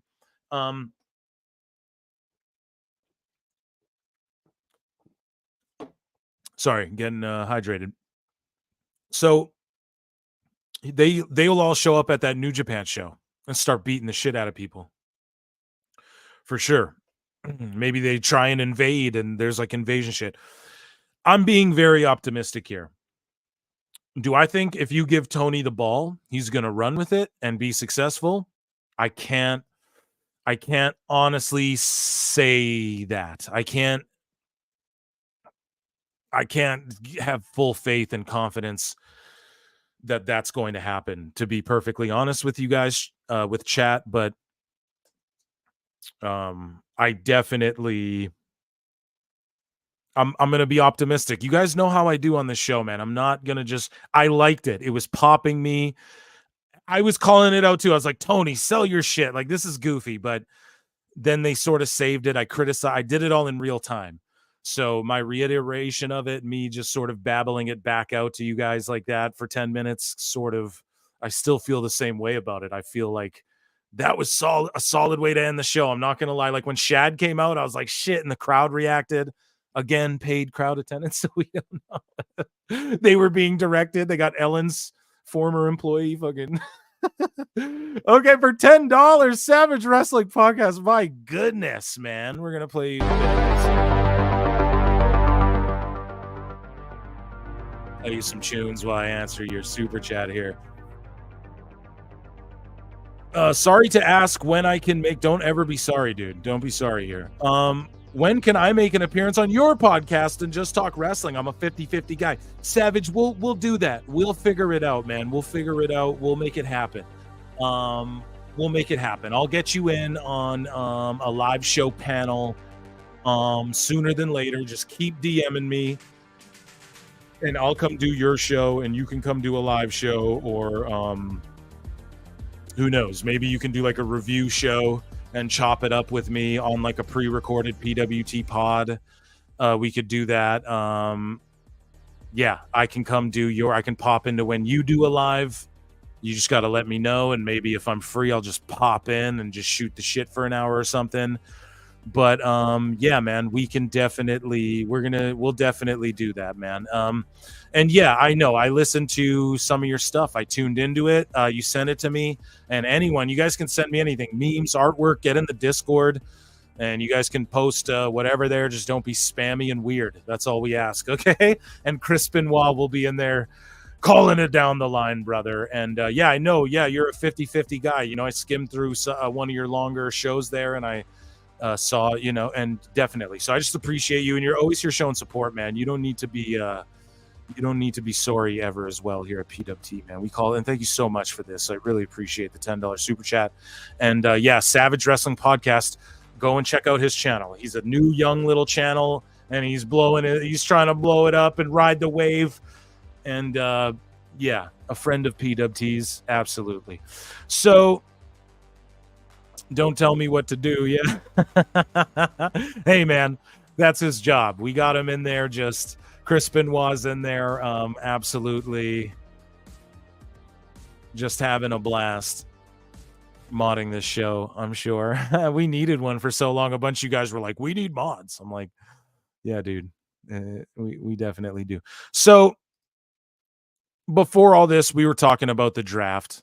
I think we talked about the draft enough. Pretty much. It's going to be quite interesting. We'll cover it. I would have fantasy drafted someone, but I don't know if anyone is too interested in that. So there's a couple things that I want to talk about. Basically, WWE's, well, I just wanted to quickly say WWE's ratings sort of took a bit of a hit as well lately, so they need to step that up. Like, we're keeping a watchful eye. It's not like it's all peaches and cream everywhere, and it's like, oh yeah, sorry about that, and like, oh yeah, they're not, you know, their attendance though and their houses are up everywhere, so we do give them a bit of a pass on that. Like, yeah, it's slower. There's like hockey playoffs and a bunch of other shit going on, so you know, not that they get a pass, but we're watching you, WWE. You can't be losing 800,000 viewers as well. But that's like more than fucking, that's like more than AEW even gets, you know? So I'm curious to see what this show did. Probably it won't be a good rating. Scully Vibes became a YouTube member. Round of applause for Scully Vibes. Thank you so much. And guys, you can gift memberships. They're 99 cents fucking Canadian. So do it up, and let's there'll be some members polls and then members show that eventually happens, and you guys will get to tell me what we're talking about. Thank you, Scully Vibes, man, your first time in here, and I think have we chatted it up before? I don't know, but welcome nonetheless. Thank you for being here. So yeah, we are going to do Phil Marks bookmarks, of course, and everybody's favorite segment that is about to happen, and you all know it. And but first, what do we have queued up here? So this Don Stevens guy, I just want to talk about this. So this guy, like, he said he'd do the podcast, but people would recognize him via his voice. And he's like a extra. He says he was one of the people who did Bailey's entrance and all that. And people hate this dude. Like, they go after him because he's always shitting on AEW, and it's a Don Stevens account. But he just is like, yeah, I keep it real, and he's posted like actual contracts and oh, I've been tapped. Thank you. I've been tapped into your videos the last months. Haven't caught your lives yet. Yo, dude, thank you so much. And yeah, the long form stuff is over at Pro Wrestle Times. Pro Wrestle Clips is just all the fun little videos and the clips of the shows. And yeah, dude, the lives happen Wednesdays and Saturdays. So thank you, and hopefully see more of you, my friend. It's good that you're here. I appreciate you very much. So anyways, though, Don Stevens, AEW. So I've DM'd with this guy. He sent me some paperwork. He's had some contracts that are very like, damn, you can't, I don't know. They're just too legit, you know, like, and he's like, yeah, I've taken AEW for money and whatever. I'm an extra. And he told me he'll come on the show when he's done wrestling in the next year or two. But he gets steady work. He was one of the guys who carried Bailey at WrestleMania, apparently. And then Bailey tweeted out after he pretty much, he didn't just claim that, but someone guessed it. And he was like, yeah, you're right. And Bailey was like, no, I only knew 2 of the guys carrying me, actually. So I don't know. And then this guy's like, here's catering with this sign, this yellow sign you see. And then Shayna, people were like, oh, fuck out of here. But then Shayna Baszler posted like a TikTok, and her TikTok fucking, she was eating the same shit and the same sign. And someone came under this guy's thing and was like, there's no, that's not the sign for catering. And then like Shayna Baszler posts a TikTok and she has the same sign like sitting on her table next to whatever. Now, I'm not saying he's stealing a picture. Like, her TikTok was completely different. But the thing is this guy's like, no, they had a veggie option, a whatever option, a this. And then in Shayna's thing, you see who is it? Like, one of the other girls backstage, like, she's dishing up like what this guy was talking about. So I don't know. Don Stevens said he would come do the show, but his voice would give him away and people would figure it out because he's done enough extra work for both companies and worked the indies enough to where it would stooge himself. So he doesn't want to fuck any of that up. but I don't know if I believe him, guys. I'm not just believing him, but I'm just piecing together little things I notice myself. And vegan option for Sammy, yeah. And so I don't know. He hasn't done anything too fishy to make me go, I don't believe this guy, but also like, why would I believe this guy? Either way, hopefully he comes on the show one day. That's why that was in Phil Marks's bookmarks. Because hopefully he'll come talk. He said he will when he retires or whatever. So before we get into Phil Marks's bookmarks, we have two sort of bigger stories. So Tanahashi just puts over Shawn Michaels. That's really cool. Obviously the status guy, what's the status guy? He violated the terms of service WWE. If you guys are into 2K, he creates and mods the game and they fucking banned him. Oh, Regina Sharp became a YouTube member. Yeah. Let's thank you, Crispin, for pointing that out to me. See, that's why we need this motherfucker here. Thank you so much. A round of applause for Regina Sharp, new member of the channel. Thank you so much for being here. And yeah, enjoy what it comes with. You know, sometimes videos go early. Some of the special ones I work on.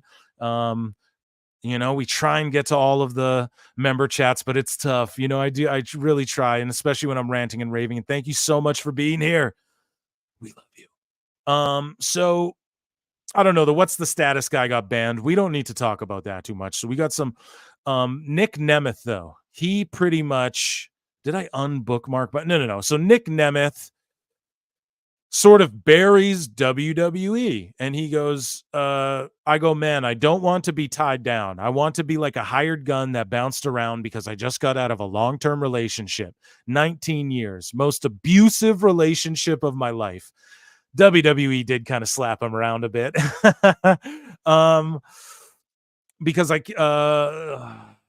just got out of it. So I said, I don't want to like put down it like for the next 3 years I'm stuck in this deal, whether I hate you or you hate me or it all works out. I go, let me just do the dates. I'm not going to screw you guys over. I'm rooting for you and I want to help. So I did a certain amount of dates and then re-up for double dates. I go, I believe in this product. Let's go.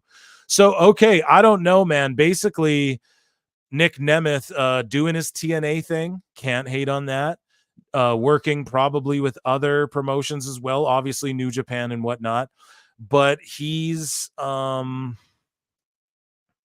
he's saying he was in an abusive relationship. So is that burying? I don't know. I'm going to put it in the title of the clips and people can get mad about it in the comments.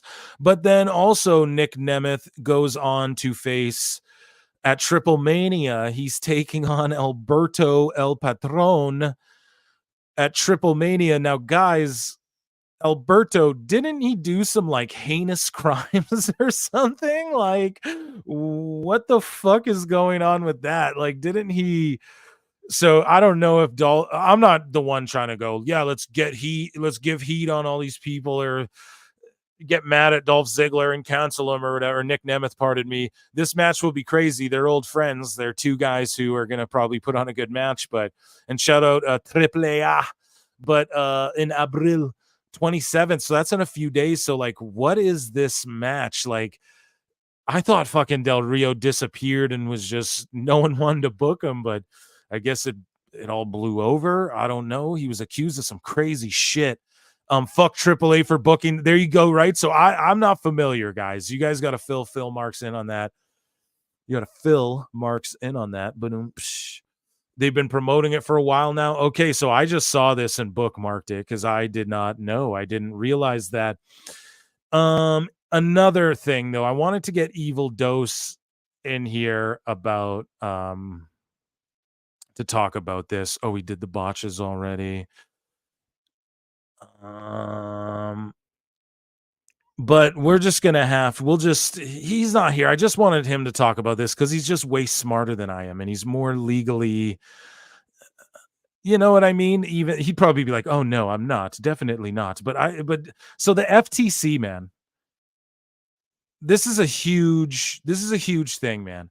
The FTC just banned non-compete agreements The Federal Trade Commission has just issued a final rule making it illegal for bosses to make workers sign non-competes in any scenario and voiding nearly all existing non-competes. This is a game changer for American workers. So we don't need to listen to the 4 minutes of this. We know what it does as Now look at this. Shout out at More Perfect US, but this is they're like a union group, whatever. But this is a step in unionizing. Like, this is a step in the direction of wrestlers might go, well, maybe we should unionize now or whatever.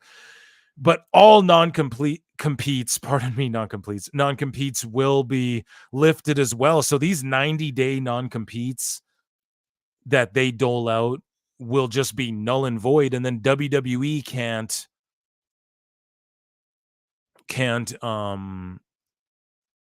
like immediately when they get released, you can Rick Root it and show up you can Lex Luger it and just show up the next day. Chat, what do you guys think about that? That's fucking crazy to me. I think that's insane that, like, this is a game changer for American workers, but goddamn, that no compete, dude, the rule goes into effect after 120 days, but lawsuits are expected that could delay it. Because, yeah, they'll be sued. Like, WWE will join in with a bunch of other Tony Khan, AEW, no, we agree with the FTC, huh? Especially the Bucks. They tombstone me. But, it is a game changer as far as a game changer, haha, especially for WWE, because they're infamous for that 90-day no compete. But yeah, it will delay things. This shit'll go probably like over a year with being sued and shit like that, for sure. But 120 days, a lot of workers you're gonna see, or maybe not. Like, we don't know the WWE releases. Like, let's think about it. In 90 days, some of these guys can start, like Von Wagner can start wrestling again. So yeah, I mean, that'll be before this takes effect anyways. But all I'm saying is will change the way contracts are structured, change the way deals are done, change the way talent are released, etc., etc. So this ruling is for unpaid non-competes. See, Alt Jake, you're smarter than me too, motherfucker. Why aren't you on here talking about this? Yeah, gender comes out and fight. Or be CM Punk. Yeah. Being challenged, not in effect yet. Not all non-competes. Okay, so maybe it doesn't affect independent contractors or something. Okay, yeah. So the chat is going, nah, Phil. Nah. So maybe it's not game changing, but we're gonna follow up on this, and I'll bring. Actually, you know what? I have like a lawyer from UCLA trying to get on the show, who wants to analyze Dave. He has like a journalist. He's got like a BA in journalism and all this shit. And he's like, no, I want to analyze Dave. Let me know when's appropriate. So I'm going to set it up with him. And as this develops, he'll come on and just break this shit all down for everybody. Definitely. But you know me, I'm interested in all of this stuff. This is all a part of identifying trends and how things are going to work and why and what works and what doesn't. And So, guys, there was people burying AEW a little bit, and one of them was a New Japan talent. Now, we know that they do the work, shoot work. NXT is only 30-day. Thanks for letting us know that. You know that the New Japan guys will do the shoot work. And following the announcement of Jon Moxley defending the IWGP World Heavyweight Championship against Powerhouse Hobbs on Dynamite, Tsuji has said that AEW lacks respect for the IWGP and just wants to exploit New Japan. Goddamn. So I think, I can't remember what faction he's in. I think right here, that's Los Faction Ingobernable Japan or whatever the fuck it's called. You guys are like, Phil Marks, you're a mark. And I know I am.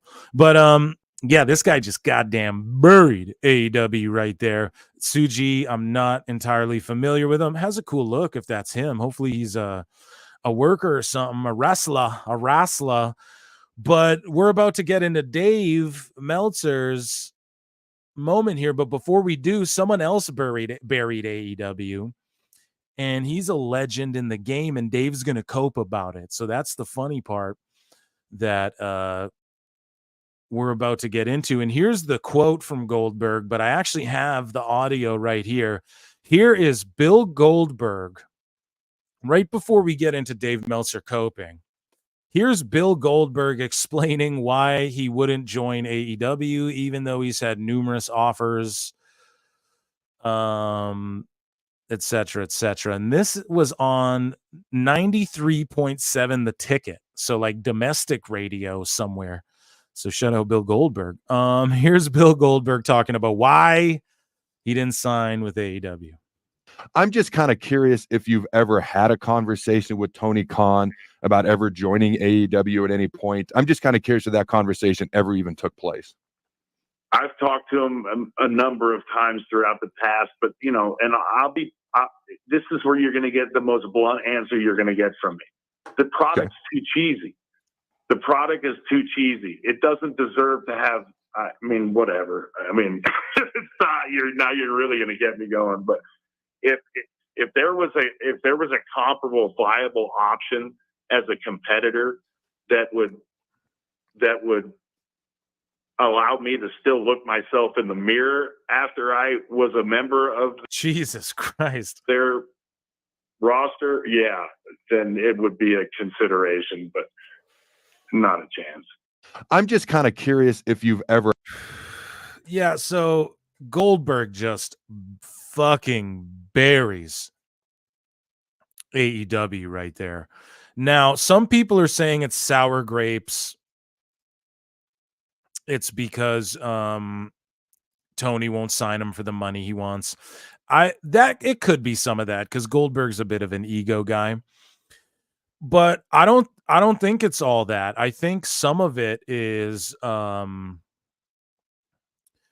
think he is right about just like it's kind of cheesy and just the fact that because he does have a bit of an ego, like, okay, he wants to come in and who am I working with? Like Goldberg's not just going to like take the money.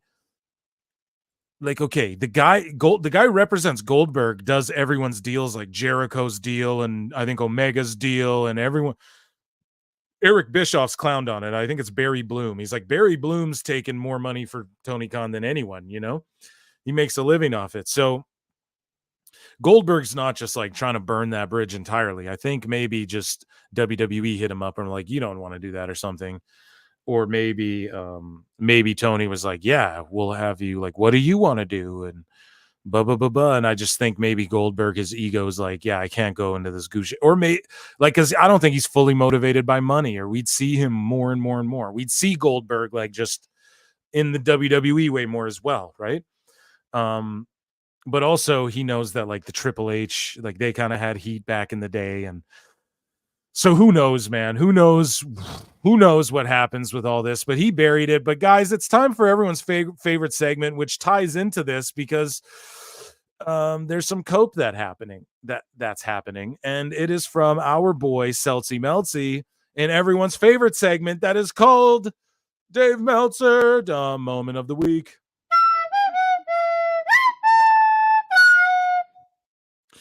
So Dave Meltzer on Goldberg saying AEW is too cheesy for him despite previously competing in WCW and WWE.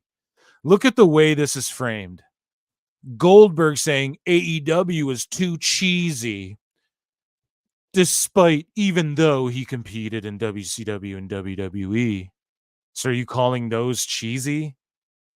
AEW's way cheesier than either of them. Exactly. I think Goldberg would take less money if the product was better. Jimmy B, absolutely. Thank you, Jimmy B. Good to see you're here. So here's Dave Meltzer now coping about fucking Goldberg.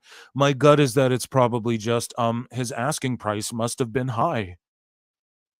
Fuck out of here. Well, Tony, you got outbid. So Dave's coping over Ospreay. Oh, fucking Triple H just got outbid. He just got outbid. Deal with it. Tony Khan can get those free agents. But then now it's like, oh, his asking price was too high. Well, which is it? And then the AEW stands are like, do you guys want Goldberg or fucking not? We got AEW Real One coping as well, we're about to get to. But anyways, Dave says, I mean, Tony Khan last year on multiple occasions talked about how he's friends with Bill Goldberg. No, Tony, you're not friends with anyone. You just like to hug everybody and then you know, this is great. So they've been talking and you get the impression he was going to come in, but then he never did. Probably because he's watching the show and is going, what the fuck? And then also, they're friends. So, but what he asked was too high. But Dave always says that Tony can get all the free agents and that Triple H gets outbid, but then they're friends, but he just won't come in just because maybe he asked too much money. Like fucking Dave's just coping. I haven't heard any further details from either side on what like exactly that meant.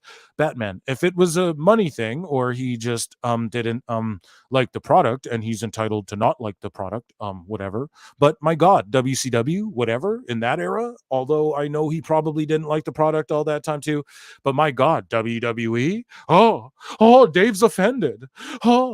Dave's so offended. My God, I mean, WCW and WWE were cheesier. They did cheesies.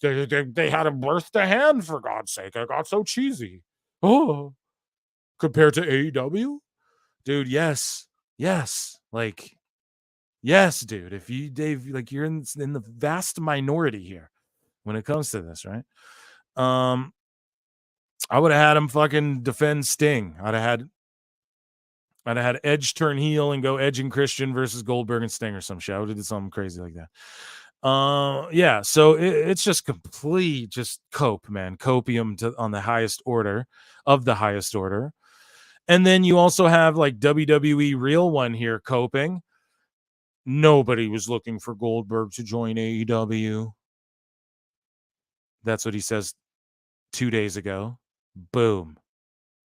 At Breakerific comes with the receipts. Here's Real One. On behalf of AEW, we do want Goldberg. See these fickle marks a year ago. This guy, this Real One's a fucking idiot. You know, and I'm trying to get him on the show, like really bad. And it's not going to be like a gotcha, I clown you and I just want to talk to him. Emotional damage. These guys are coping like motherfuckers, right? So Dave Meltzer has more to say, though. And speaking of free agents, you know, and the people being released from WWE, etc. Dave Meltzer on AEW's approach to signing future free agents following reported interest in Finn Balor had he not re-signed with WWE. I know that AEW was looking at people whose contracts are up. Whether they get anyone, I don't know, but they're definitely looking. Sometimes you think that they made this big investment with Okada, Ospreay, and Mercedes, and maybe they're not looking for other people, but they still are. All ex WWE or what, guys? Like, come on. What's up, chat? All ex WWE or what? It's like, come on, man. And I'm not trying to roast them, but like, who are they going to sign? Von Wagner? No one's going to sign there. Like, people are like Tyler Black and Rebecca Quinn are leaving there. They'll never leave WWE. You have to be high on meth. You have to be high. I want to get high. Look at Tony. You got to be like fucking geeked like this right here to think that type of shit. But like, go ahead and sign. I hope they sign Trevor Lee, but like, go ahead and sign people. Like, the fuck, you know? So again, Meltzer just like, oh, they're definitely looking, but whether they get anyone or don't, I don't know. But they are looking, but maybe they're not. All right, just making it up as you fucking go. And then Dave Meltzer, you know, goes on to talk about as far as. So he talks about Will Ospreay and stuff. I'm sorry, I'm just trying to get. I need the blue check so I can get the folders for the bookmarks. Because yeah, so Dave talks about some more free agents. Dave Meltzer on Von Wagner's release. That one surprised me, not like the other ones. The thing on him that surprised me, it wasn't that many years ago where people from the company were talking about that this guy was the future WrestleMania main eventer, which I didn't see. I never did see that. Dave, who the fuck said Von Wagner was a future Hall of Famer? Not PWT, bro. Not nobody over this way. You know, many were saying in that company not long ago, what, Vince was giving you intel, bro? Who? Terry Taylor? No one was telling you that. He doesn't have charisma to be at that level. Yeah, no one said he's gonna be that level, bro. That's the dirt sheets. That's you, Dave. That's you guys saying, "Oh, he's gonna be at that level." That's the way Vince sees him. Look at the look at the push he's getting. Batman. So I was thinking, what? Because he's tall and blonde? This isn't like the 80s. Tall and blonde isn't enough. And as a wrestler, he was passable. The only thing, maybe it was just that people saw him as like, no, this is a guy we can mold. This is a guy we can mold from the ground up. He's an open, like Meltzer, you're not there in NXT seeing how these guys train and seeing what people are receptive to information and who's good at what. And like, you don't fucking see none of that. So shut the fuck up. Anyways, the only thing I know about this one is that there's a main roster decision. So listen to Dave here. Dave goes, even though he was not working on the main roster, he was working in NXT. He is technically, like Zion Quinn, they are main roster wrestlers. Why? Because Zion did a job to Breaker because he's worked him in NXT before and they called him up just to be a squash match. Like, come on. They were considered main roster wrestlers. Therefore, because they were not being used on the main roster, the decision was made to dump them. So, like, listen to Dave. Just like, do you think Triple H is this incompetent? Like, this is what Triple H is doing behind the scenes. Essentially, they felt that he had been a main roster wrestler for a year and they hadn't used him. And if they're not going to use you, you're going to get cut. Do you honestly think that Dave completely fabricated that? Do you think Shawn Michaels and Triple H are sitting there going, well, we kayfabe drafted him to the main roster, and since he's not on the main roster, we'll just cut him. Then why do they send main roster people down to NXT? Dave, you fucking dummy. Jeepers, man. Dummy, yeah. Like, God damn it. A Wrestling Observer Radio. Who said this? Dave? Yeah, Dave Meltzer. So that's just so fucking dumb. Triple H isn't an incompetent like you. He would never say or do that. He would never. He obviously factored in that he was a main roster guy. Odyssey Jones is in this draft. They obviously are still using him. We don't know with Odyssey Jones. Oh, where's Odyssey Jones? He hasn't been used. We didn't know with Bray Wyatt, and then Bray Wyatt, RIP, passed away. Where's Odyssey Jones? Maybe he has health problems. Maybe there's something going on. We don't fucking know. But with Von Wagner, Dave's just completely like Triple H isn't an incompetent guy going, well, in the kayfabe roster, we didn't use him. Like, that's such bullshit, man. I can't believe that. You know what I mean? So Dave Meltzer goes on to talk more about WWE. And Dave Meltzer on Giovanni Vinci's future after being kicked out of Imperium on Raw. Guys, I don't want to be a hater. I could see Vinci getting released out of nowhere. And I love Imperium. I don't think they'll do it. He's great. But I could just see him being a guy that's like, oh, there's nothing for you kind of thing. People are like, call Dragunov up to fight. He'll replace Vinci. It's like, no. He'll team with Vinci and fight Gunther and Ludwig. Like, you don't. That's so stupid. You don't put fucking Dragunov in Imperium. That's so dumb. Let Imperium, it ran its course. Let everyone split up and do their own things. Anyways, Meltzer's got an opinion on it. He says, I tell you what, I do not like Vinci's chances at all out of this Imperium split. Just the generic bot answer. See, even me, I was like, I could see him getting released. That's a bot answer. I retract that. Vinci's going to be a fucking future Hall of Famer now. Okay, because people are saying it. Oh, Marty Jannetty. He's the Marty Jannetty. Come on. I don't see that for him. I just see them being like, oh, bald guy, peace, you know. Got a few of those already, peace. But anyways, he might be gone. And if he's not, he'll get his run with Kaiser, and I don't know what he can do after that. Yeah, fuck you, Dave. I'm not siding with Dave on this. Vinci will feud with Kaiser, and then he'll be a jobber for a bit, or maybe he'll fucking find his own, dude, and just come into it. He takes his body seriously. Obviously, Gunther and Kaiser do too, and they're all boys. And who knows? Maybe this feud goes really hard, and we see some great matches out of Vinci. And I don't know, but I'm not going to side with Dave on this. I'm gonna retract that dummy shit I was just saying. Dummy, yeah. Flip-flopping like Hillary Clinton out here. And yeah, I think Imperium, yeah, I see it in the chat here. They should have got a tag title run, but not everybody does. And maybe Vinci and Ludwig come back together one day, right? That's what it boils down to with some of these teams sometimes, man. Because Ludwig, you can tell, like, they've been giving him his own solo promos, like he's ready to break out. Like, we've all known this for a while. Yeah, we've all known this for a good while here. So yeah, Dave Meltzer, though, he continues along just while he's on the topic of WWE stuff. And of course, Brian Alvarez gets lumped into this because he's a fucking dummy dumb.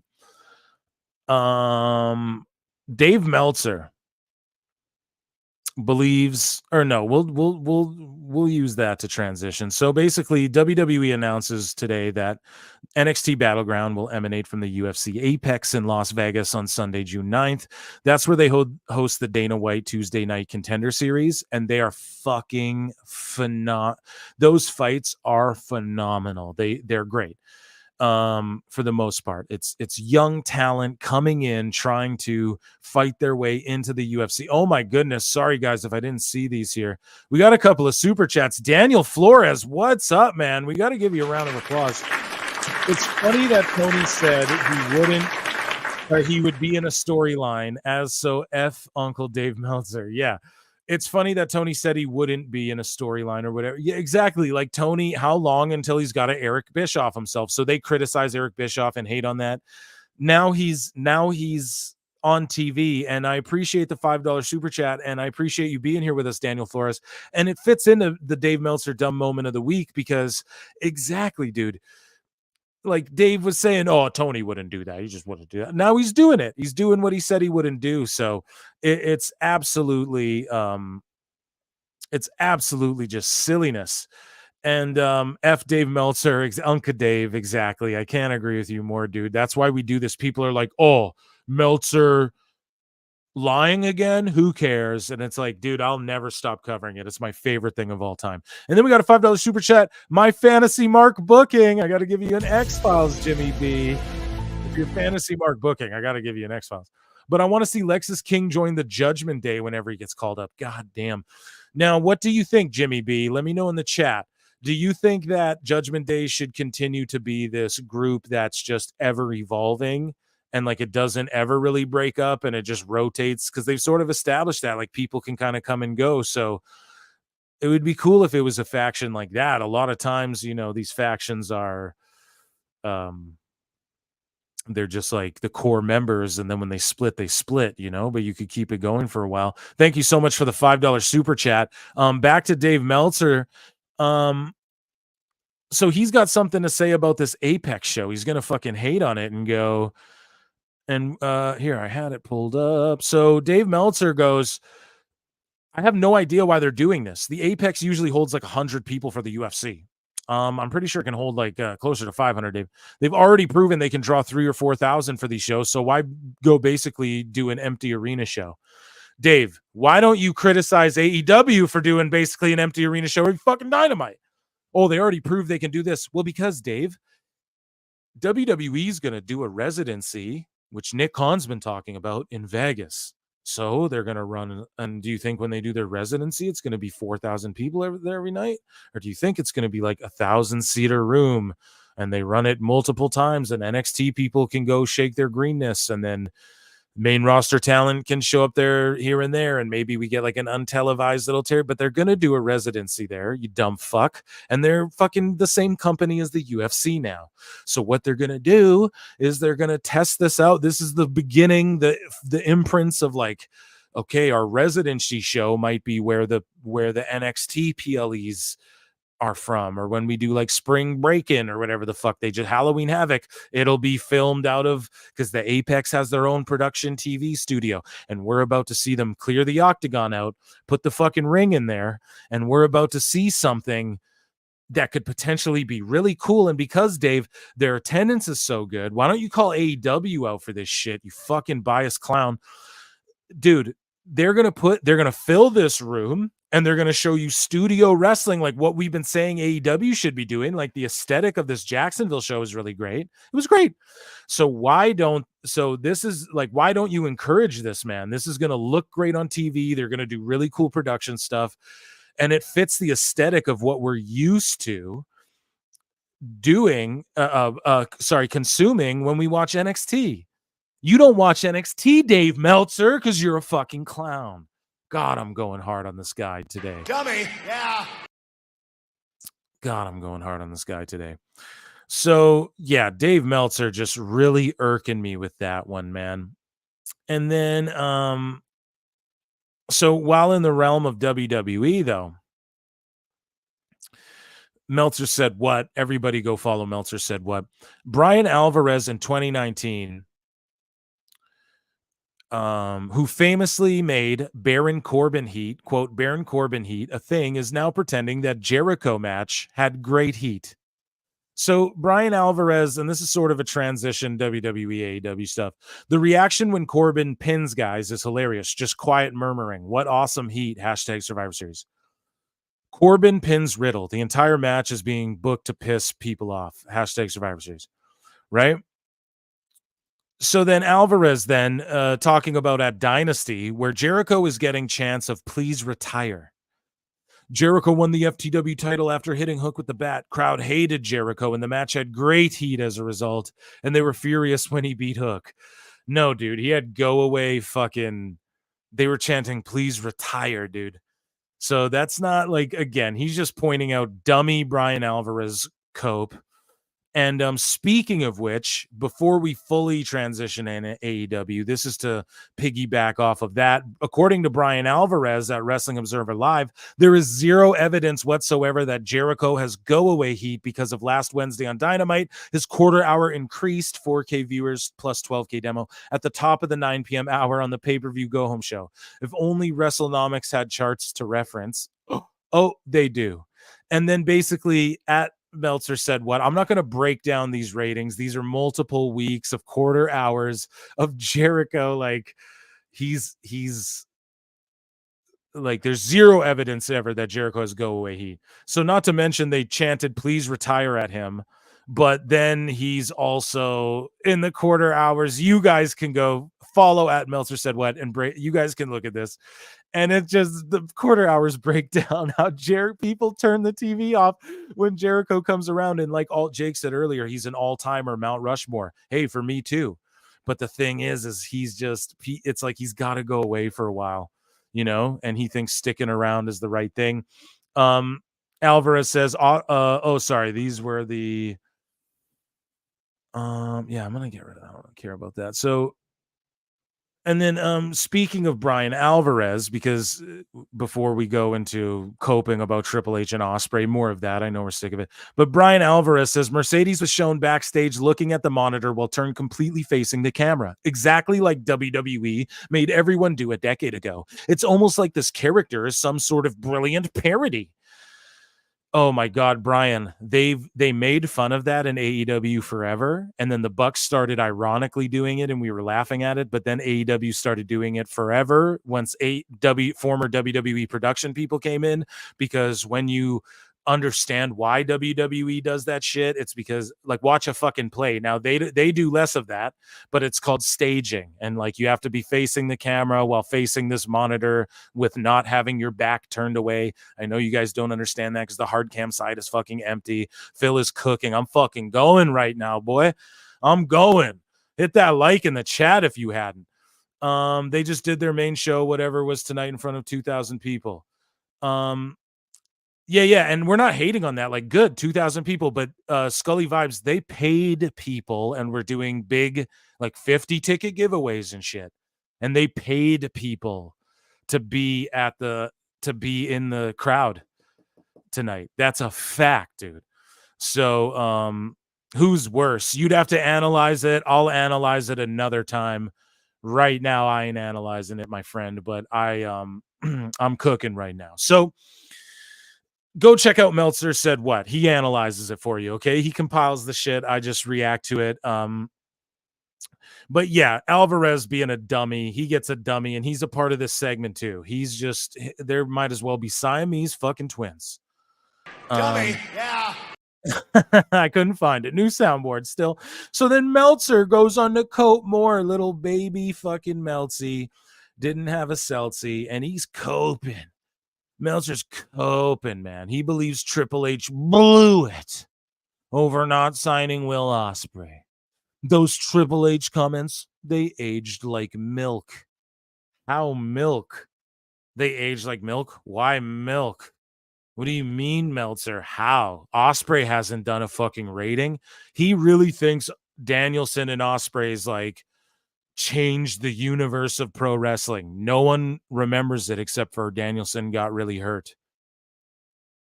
People will be talking about Cody versus Roman for the next 20, 40 years, 50 years, 100 years. It'll be in the fucking then, now, forever packages. Like, get the fuck out of here, dude. Anyways, and also podcast comments, real TV comments. Dave Meltzer, you triggered, boy.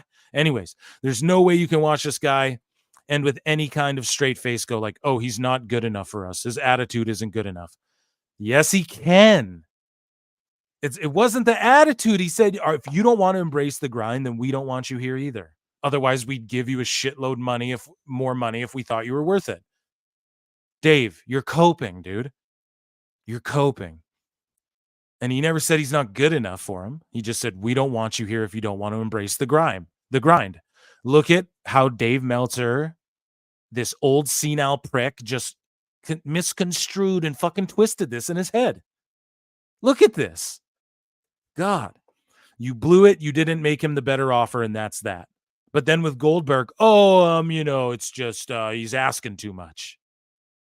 Fucking cope. Chat, am I right?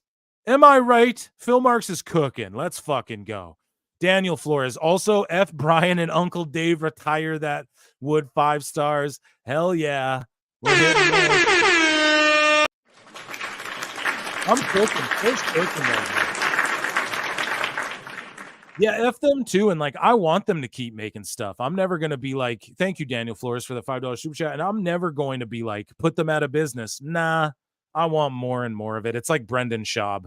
He just keeps making a goof of himself, and I'm here to just enjoy it and wish him the best and eat it all up. That's how it is with this with Dave, man. Just keep fucking botching, just spiral, stewed yourself, man. Just completely undid all of his credibility and unraveled it. Thank you so much, Daniel Flores. $5 just to say F Brian and Dave.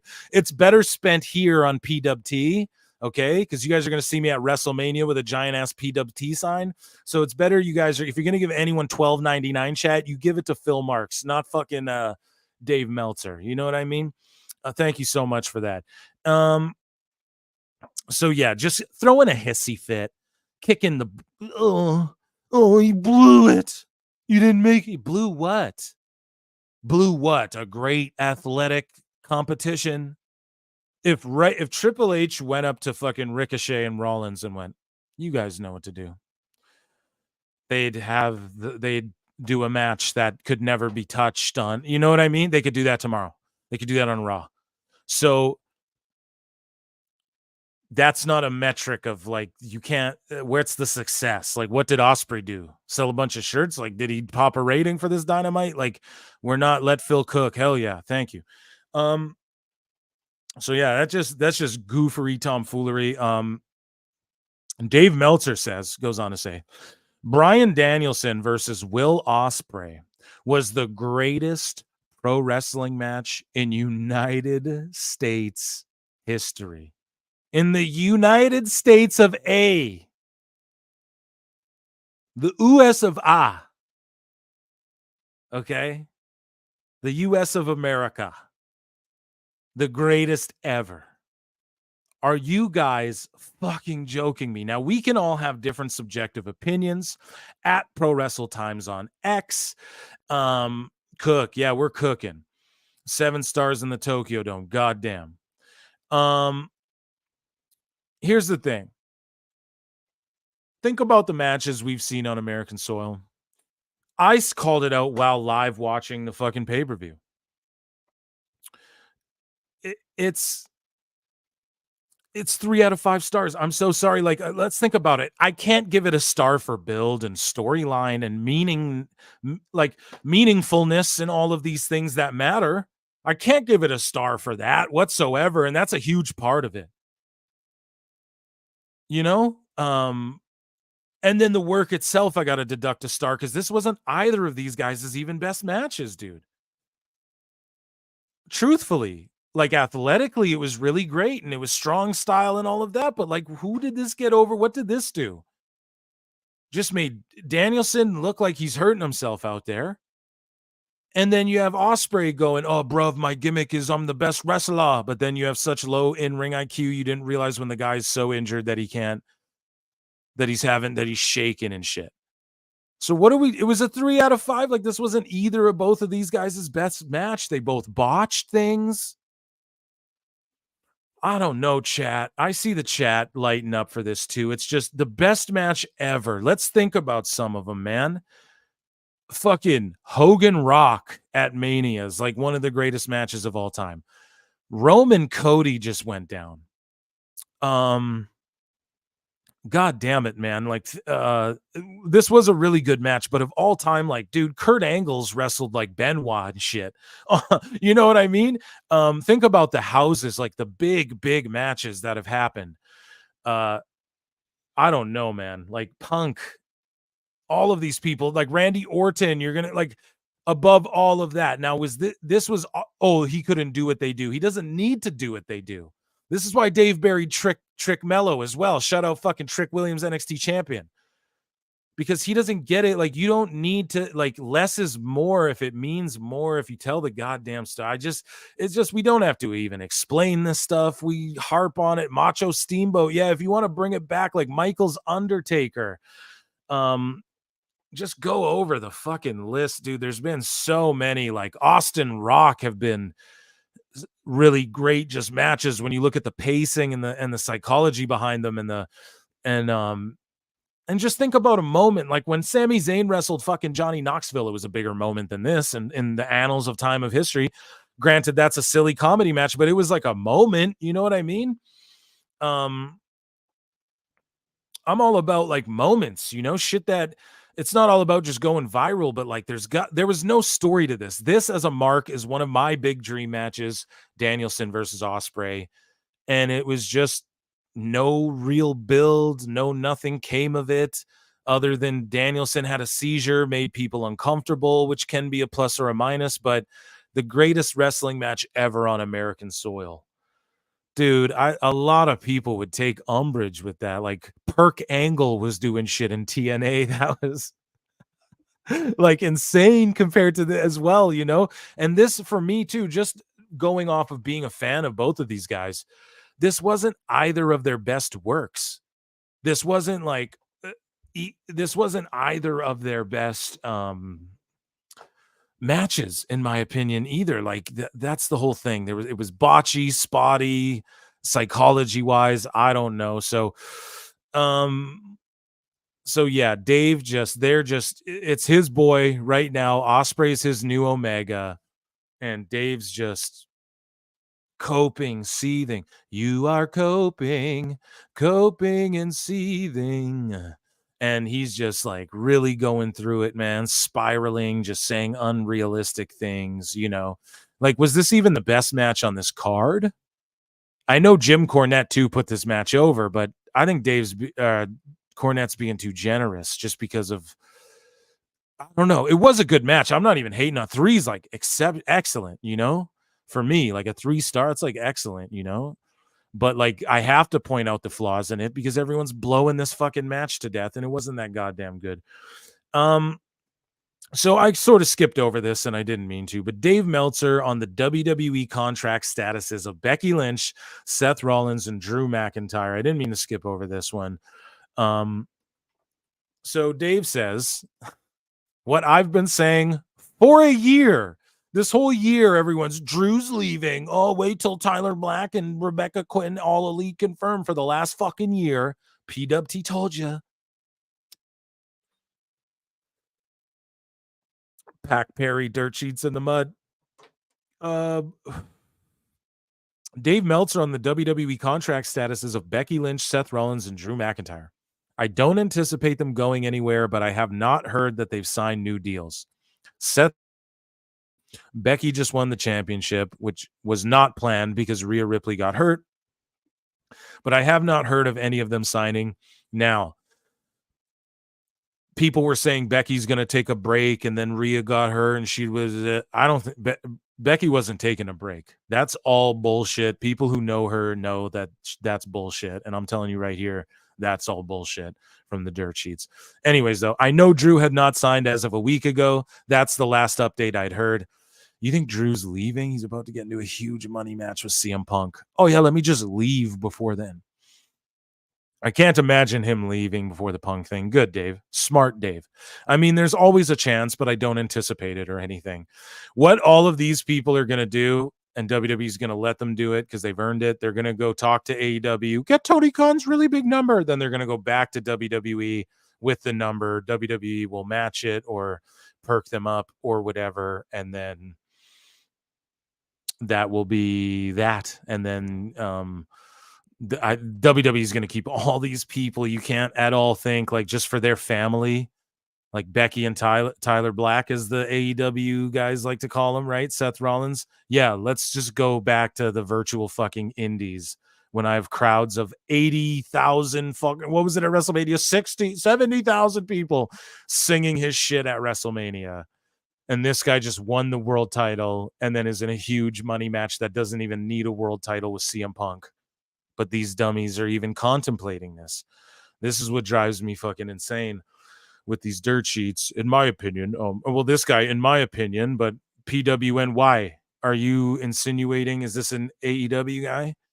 Are you fucking insinuating that, like, it's like, dude, no, they're not leaving WWE. I'm telling you that right now. And Becky was never supposed to have time off. That was never supposed to happen.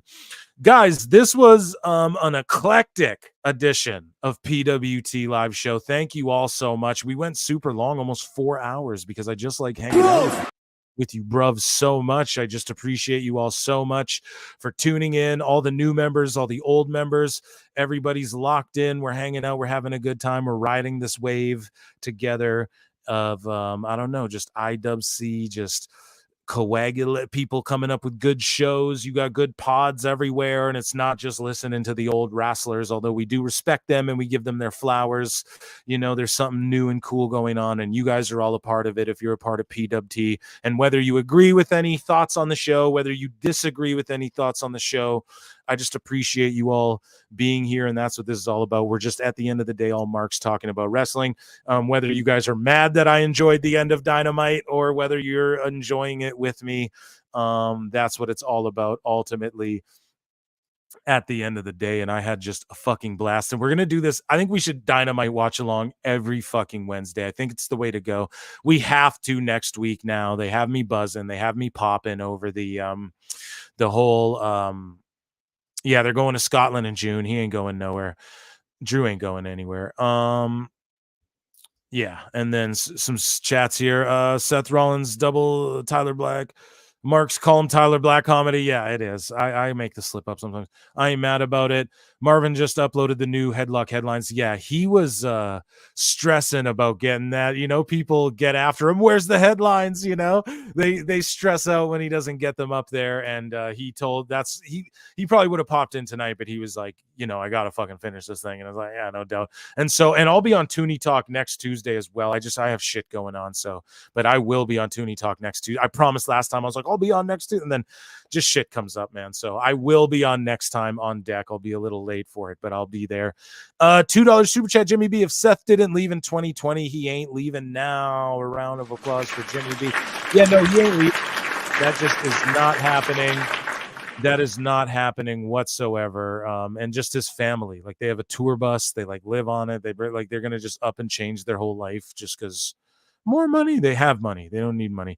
They have superstardom and legacy. Thank you so much. This was better than catching Dynamite clips on X. I wish I could play them or I'll get Don Stevens. But yeah, guys, I think we're going to do this every single Wednesday. We have to at least. And Winnipeg next Wednesday, I might attend the show. You should. Fuck, I might make a trip as well. Who knows? But guys, thanks so much for tuning in. This is another eclectic of PWT episode of PWT Live Show. I'm talking really fast. I'm Red Bulled up. Thank you, Chris Benoit. Round of applause for him. You'll be seeing him more as we convert him into a pro wrestling fan, and he'll be here modding the chats and hanging out and talking with you guys. And in the Discord and all that. Make sure you check out the Discord because it's popping. And man, I just want to say thank you all so much. We're almost at 3,000 subs on Pro Wrestle Clips, and then we're working our way, trudging to like 700, 800, 1,000 on the other channel. And man, this is blowing up so fast, and I just want to keep bringing you guys more and more content, and I'm just happy to do it, and I'm glad I get to do it, and I just appreciate you all so much. I've been Phil Marks. You have been the Top Pod listeners. This has been the top live show in the land. Night Bruv, Savage Wrestling. We're gonna link up. I promise you. A brother needs some time though. And yeah, thank you all for tuning in. I'll see you in the Upside Down. Peace.